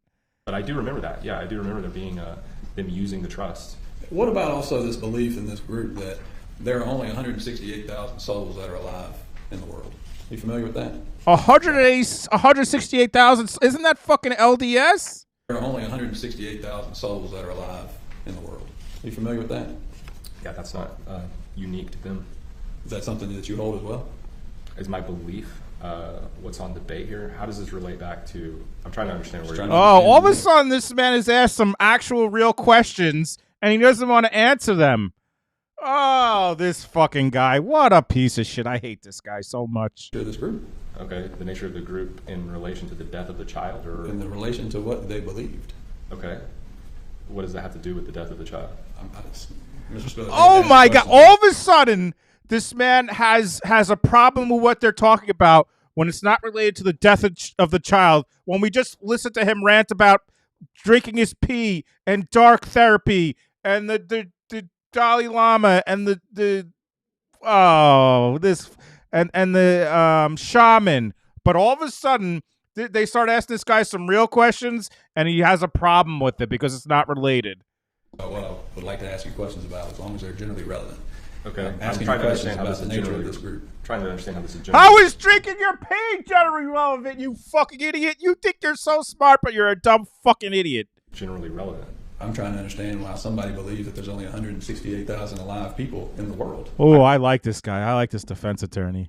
I personally believe that there's only 500 million bodies in this place, that the population records are all lies, and that there are much less people than there are now. and that there are only about 500 million people instead of 7 billion. So it's like when you go to New York City, and there's like, this is why I believe that. And so when you go to places like New York or San Francisco, or you go to any major city really, all you have to do is count. You know, so we're talking about a population demographic, and we're talking about a a specific number of people that they say there's 2.5 million people on Manhattan Island. Mm-hmm. So all you have to do is go and count the people. You know, all you have to do is drive by and look at the traffic. All you have to do. Oh, this guy considers himself an intellectual, and he's like, all you got to do is go to Manhattan and go in a car and start counting the people, and you could tell they're lying about the population. But I consider myself an intellectual, but I think there's less people in New York City because all you have to do is go in your car and start counting them. You're so stupid. You think you're so smart, and you're so fucking stupid. Is like do some mathematical equations, which would really lead you to believe that there are significantly less people than what they say. Well, so look at this guy. Look at this guy. He is laughing. Oh my God, who does he look like? He looks like Brian Dennehy. Brian Dennehy is like, this guy is this guy. Look at her. She's like, are you fucking kidding me? Brian Dennehy is like, are you kidding me with this shit? What does that have to do with MC? It doesn't necessarily have anything to do with MC, sir, but I'm going to ask you questions about it for a reason. Okay. Let me put it to you this way.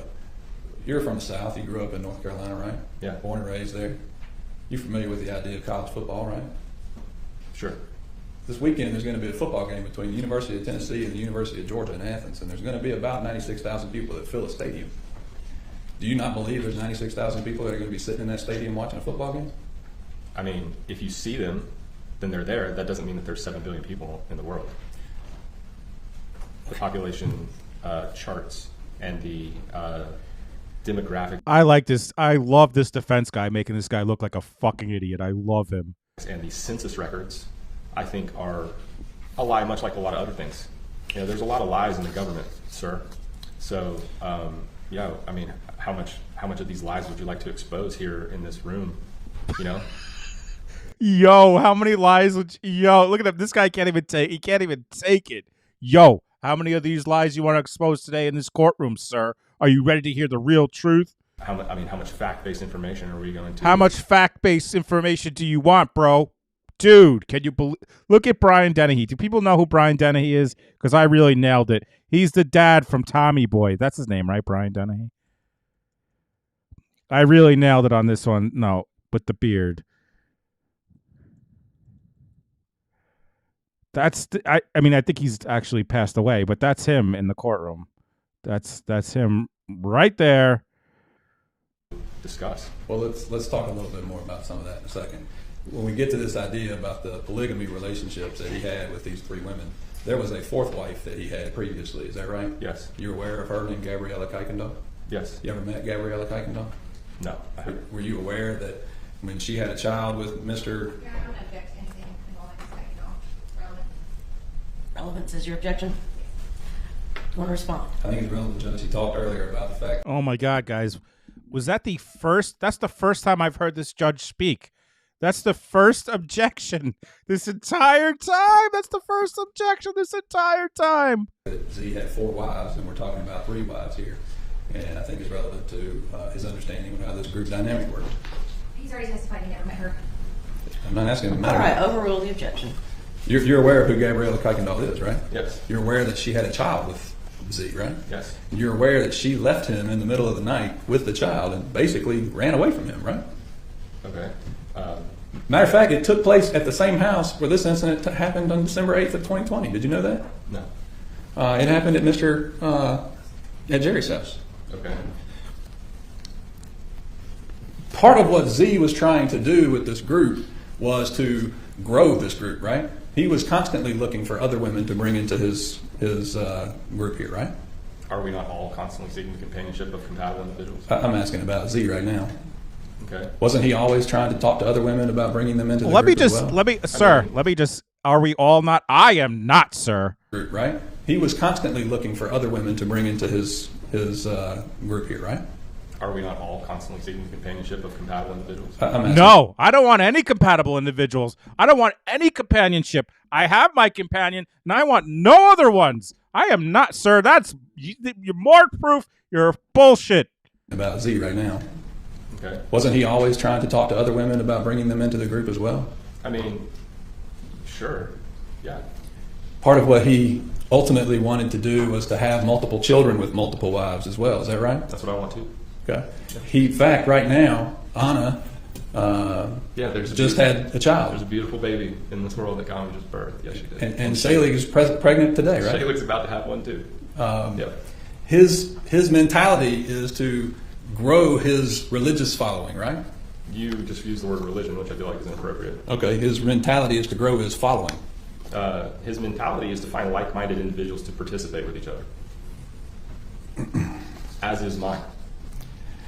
And that's what attracts us to each other. But Mr. Spillars, he and you don't look for like-minded individuals.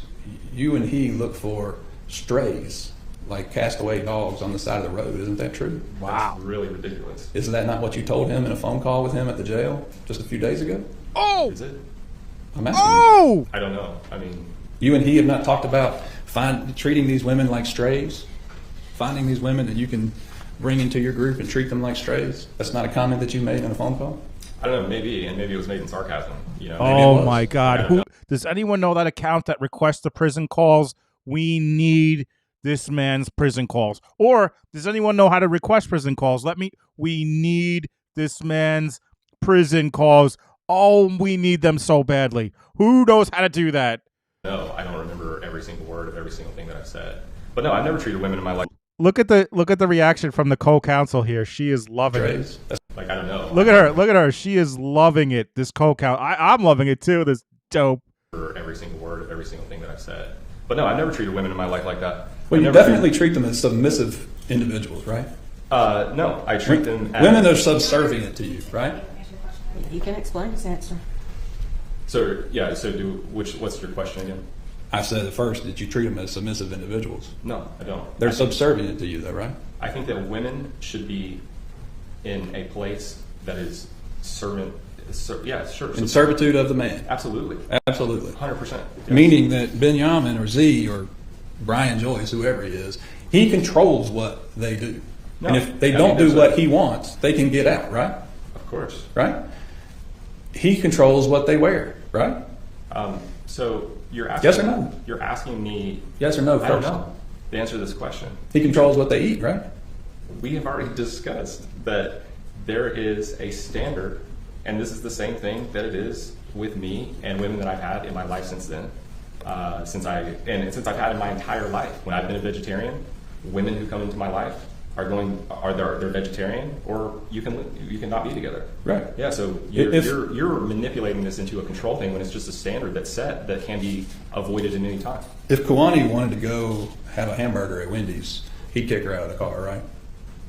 That's really a petty and childish way to describe something, and I mean your rhetoric is utterly offensive. But no, I mean, why would she want to have? What would motivate her to eat an animal? She's the one who's telling me. Maybe she really didn't believe in all that. Maybe. I mean, why not? You testified earlier that she didn't really get to talk to her parents much, right? Well, she was raped by her parents when she was younger and abused by them, according to her. My question, sir, is she didn't talk to her parents much, right? She did from time to time. Are you aware there were times where Z would take her phone from her and she wouldn't have access to her phone to make calls to people? Not when I was around. Never saw that? Never. I never saw him limit them like that. I mean, Shaylee, like, they still do things, independently, like, if you want to use that word. His control extended to you too, right? He told you could never touch her. Yeah, that's a very common orthodox thing, that men do not touch each other's wives, and I respect that. Well, I'm not suggesting that men should touch each other's wives in any other sexual way. I'm just, a handshake. You couldn't even give her a handshake. Why would I want to? Why would I want to touch another man's wife? You started drinking urine because of him. I started drinking urine because Peggy Schindler told me about it, and I did my research online and did some self-edification. Perhaps you should do the same. But Peggy Schindler, I'm not drinking my urine, sir. Peggy Schindler got that information from him, right? Oh! I don't know. Peggy Schindler told me about it. I really like this defense attorney. You started drinking urine because of him. I started drinking urine because Peggy Schindler told me about it, and I did my research online and did some self-edification. Perhaps you should do the same. But Peggy Schindler, I'm not drinking my urine, sir. Peggy Schindler got that information from him, right? Did she? I don't know. I'm asking you. Who told me about it? I don't know. She knew him. Yeah, I mean, so what? Like, so there's like millions of people who drink their urine. There's like forums online with, tons of individuals, and this has become way more mainstream. And now there's like all kinds. Like I say, I mentioned Troy Casey, and I'd like to drop his name again because he's like a really prominent influencer online. And so I heard about urine therapy from Peggy.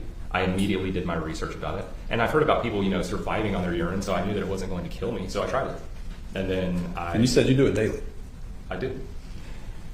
You still maintain contact with Z? Sure do. Day-to-day contact? Sure do. You've called him probably 10 times since you've been in the jail here in Cherokee County, right? Sure have. You've talked to him, I guess, beginning in August or September, even through today, about the mental state that you saw from Kwani at that time. Totally. And your belief is, and you continue to tell him that your belief is that she was insane. I'm not making it the legal standard of that, but you felt like she was insane. I mean, yes, I do. I mean, call it insane, call it whatever you want. It's like, this woman was like outside of her ability to discern what was even happening, and her behavior was erratic and out of character, and she would go in and out of these phases, and I would qualify that as insane from my perspective. I've never seen anything so severe in my life. Okay. Now, let me back you up to this incident in November in Nashville with Miss Sandra Torres. Do it. And I know your testimony from what you told Miss Gropper is that you believe Sandra Torres back in the chat. Miss Torres was the instigator of an aggressive, violent act here, right? Most definitely. Okay. You did acknowledge that you were the one that got arrested. Yeah, based on that incident, right? Yeah, she was the one who called the cops. Yeah, So. and you left, right, before the cops got there. Yeah, before I got shot by a woman who was threatening me with gun violence. You could have stuck around and talked to the cops about that, though, right? So you're saying that I should have put myself in harm's way? Well, I don't know, maybe you drove a mile up the road and called the cops yourself. You didn't do that either, did you? No, I didn't. You left. Before you left, Z had put Chloe in the car with the baby and took off, right? Kwani got in the car by her own free will, and it was actually her that insinuated that they needed to leave. Okay, like I said earlier, because she could see the... But, sir, Ms. Torres called the police because she believed there was an issue going on there, right? Ms. Torres called the police because, I don't know why she did. She didn't have anything to do with you all. Right? Yeah, that's what I'm saying. That's why it's so bizarre that someone would go so far out of the way, especially, like I say, when I was carrying Kwani across the road, one of the individuals who lived in the apartment complex was walked out, and she walked by us and asked if we needed any help. And I said, no, we don't. So maybe that lady just didn't want to involve herself with what was going on with you, right? Or maybe that's probably what a normal person would do if they, saw some woman having a panic attack and all of the individuals around her trying to help. Well, calling the police is not necessarily calling to get somebody in trouble. As you know, sir, you called the police yourself on December 8th because you knew there was a problem. That's more like emergency medical. Right. Yeah. But that's what calling 911 does. It gets law enforcement, it gets medical personnel, it gets EMS people out there to determine what the issue is, right? Mm-hmm. And if they believe that Kwani was having a medical emergency that needed to get attention, they could take her to the hospital. They could take her to see a doctor, right? Sure. You didn't want that to happen. I don't think that my desire has any reflection on the... Z didn't want that to happen. He told he was the one directing that they get Chloe in the car and get out of there, right? Actually, like I said, it was Kwani that initiated the sequence for them. She was telling Miss Torres to call the police. No, she was telling Miss Torres to call her parents. She was telling Miss Torres that she needed to call her parents. And then Miss Torres began behaving erratically, like I said, and began behaving belligerently.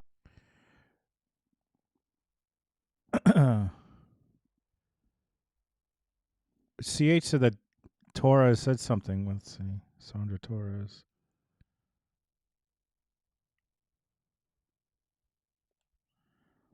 She commented on this? I don't see it. And aggressively and threatening us. When you left. So then Kwani said that, she initiated the sequence for them to leave. She could see that this woman was like this drunken, you could smell the alcohol on her. That she was just this, drunken individual who wanted to involve herself and make probably so bored with her own life or whatever that she wanted to cause drama and involve herself in somebody else's business that had nothing to do with her. You believe that Miss Torres involved herself in someone else's situation so she could get attacked by you and receive a broken eye socket? Yeah. Sir, this is a picture that's dated November 25th of 2020. Okay. That's a picture that Miss Torres sent to us. That Okay. she took of herself that day. Continue to object to publishing evidence that has not been admitted. I'm not admitting it yet, Judge. Holy shit. He broke She her took eye of herself socket? that He broke her eye socket? day. Continue to object to publishing evidence that has not been admitted. I'm not admitting it yet, It's Judge. being published to the jury. It's not been identified with an exhibit number. It's not been admitted. So I just told you the story of what happened, and that was never brought to trial. So your assumption. Yeah, it was never brought to trial, sir, because you pled guilty to that. I was never brought to trial because they would never give me a trial. That's very much what happened. I mean, you can make assumptions, and Sir, I'm not making assumptions. You are making I've seen the assumptions. documentation of your sentence that you received for that case out of North Carolina. Yeah, I know. It Like says I you said. pled guilty to assaulting and inflicting serious injury as a misdemeanor on Mrs. Torres.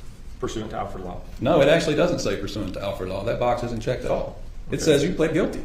Then that's misinformation. Oh, the Alfred thing isn't even... The Alfred box isn't even checked off? You could pull up the court records. That's who I got it from. Well, then you should pull up the court records from August 29th, 2023. That's the date that you pled guilty. Yeah, I mean, it says, the judge said very clearly before the court that it was pursuant to Alfred law. So perhaps you have some kind of...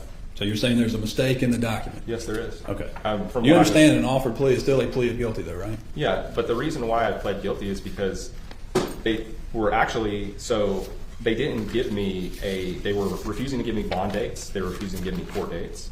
They were refusing to give me a trial. They refused to give you those things because you had violated your bond before. Is that right? Yeah, I was actually framed by and false evidence was submitted against me by Buncombe County. He violated bond and he was framed. Oh, my. Absolutely. Have you initiated a civil lawsuit against them for them? Not yet, but I have spoken with some civil rights attorneys, and I have not initiated that sequence yet, but I have spoken with several attorneys. And sir, you're I'm sure he's going to initiate that sequence any day now after he drinks his morning pee. currently incarcerated by the federal government, right? Yes, I am. For threatening a man online, right? That's an allegation, which I understand it's an allegation. You haven't been convicted. Wait, what? He's in the... Wait a second. He threatened someone online? Wait a second. Oh, God. He's in federal prison for... Oh, my Lanta. Of anything, and you stand absolutely innocent until proven guilty. Then I think that we should, not talk about that. I'm not going to talk to you about it. I'm not going to ask you what you did. I'm not going to ask you who it is. I'm not going to ask you any of those questions. But you are currently charged with that, right? I've currently been charged with a crime. 14 counts of crimes, correct? Is it? Yes, sir. Okay. Counts 1 through 14. Okay. For communicating threats to kill someone. Yeah, like I say, that's still... That's not the first time you've been charged with communicating threats to kill somebody either, is it? Can you specifically... I can. No, it's not. I've never actually threatened to kill someone. Kylie Cross. Kylie Cross. The girl you got the CBD from. Kylie Cross, I had a sexual relationship with her, and I told her that and she stole $1,600 out of my dresser drawer, and I told her that if she ever came back to my house, that I was going to end her. I didn't say I was going to kill her. That's what she thought you said, isn't it? Yeah, I mean, that's why she went to the police and had you arrested. Yeah. That's why you were charged with threatening her. I probably should have taken that one to trial because I feel like I would have won. That's two, I guess, you should have taken to trial, but you didn't. You pled guilty to that one, too. Yeah, you got probation and 45 days in jail on that case, too, right, sir? It was actually I'm still trying to figure out what this has to do with Hannah and what your... It has to do with you. Okay, and? I get to ask you questions, and it has to do with you. Okay. But that's what you did. You threatened her, and you spent time in jail because you pled guilty in that case. I mean, a lot of the circumstances in my life, if I really would have just called the cops, and I should have called the cops on Kylie Cross when I caught her stealing $1,600 out of my drawer, but I couldn't really prove that. And like I say, I mean, maybe it didn't happen. Just as you're proving right now that there's like a real sinister nature by your tone and your, I mean, we're here to talk about a baby, and all you seem to want to be is obsessed with me. So it's like, I mean, I'm not obsessed with you, sir. Then stop asking me questions about myself and let's talk about the crime that happened. I'm asking you about sinister things because you've committed sinister acts. And I'm asking you those things because of how they have affected this young lady as well. Saying and doing, these all happened after this incident with Coin. All of these circumstances happened after this incident with Coin. Yeah, I'm aware of that. So do you want to like maybe, you know, give some, maybe we should talk about the trauma that I experienced and how that has affected me, and, you know, what has led to me being irate with people. And like I say, the Sandra Torres thing, you know, I'm happy to talk about that because, I mean, I want that. I plan to appeal that to the Superior Court of North. Guys, do they get YouTube in jail, like federal prison? Can federal prisoners look up their names and then like YouTube channels that are like talking about them? Can federal prisoners look up their names to see how their testimony went and then see if there's someone who's yelling at them? Can that be done?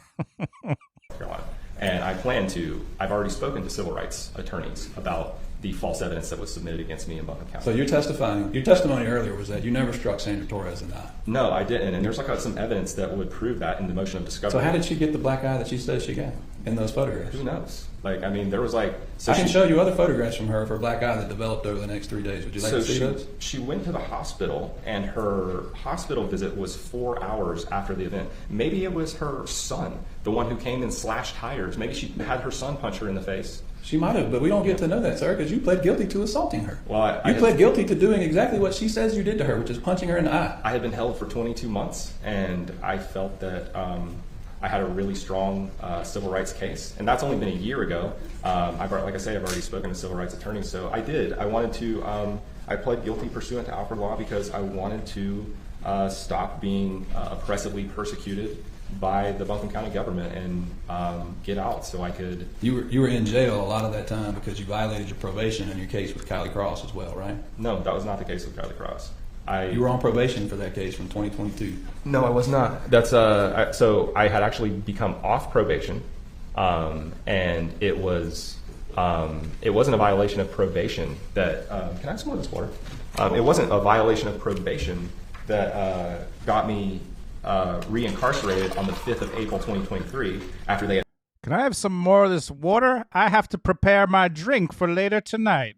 Held me for 8 months on 24-hour house arrest. So I did 10 months in jail. I finally made bond, and they held me for 8 months. And I'm happy to talk about this. This is like a really good venue. I appreciate being able to speak this out before a court because this is all factual information that's going to come out later. And yeah, so after they held me for 8 months on 24-hour house arrest,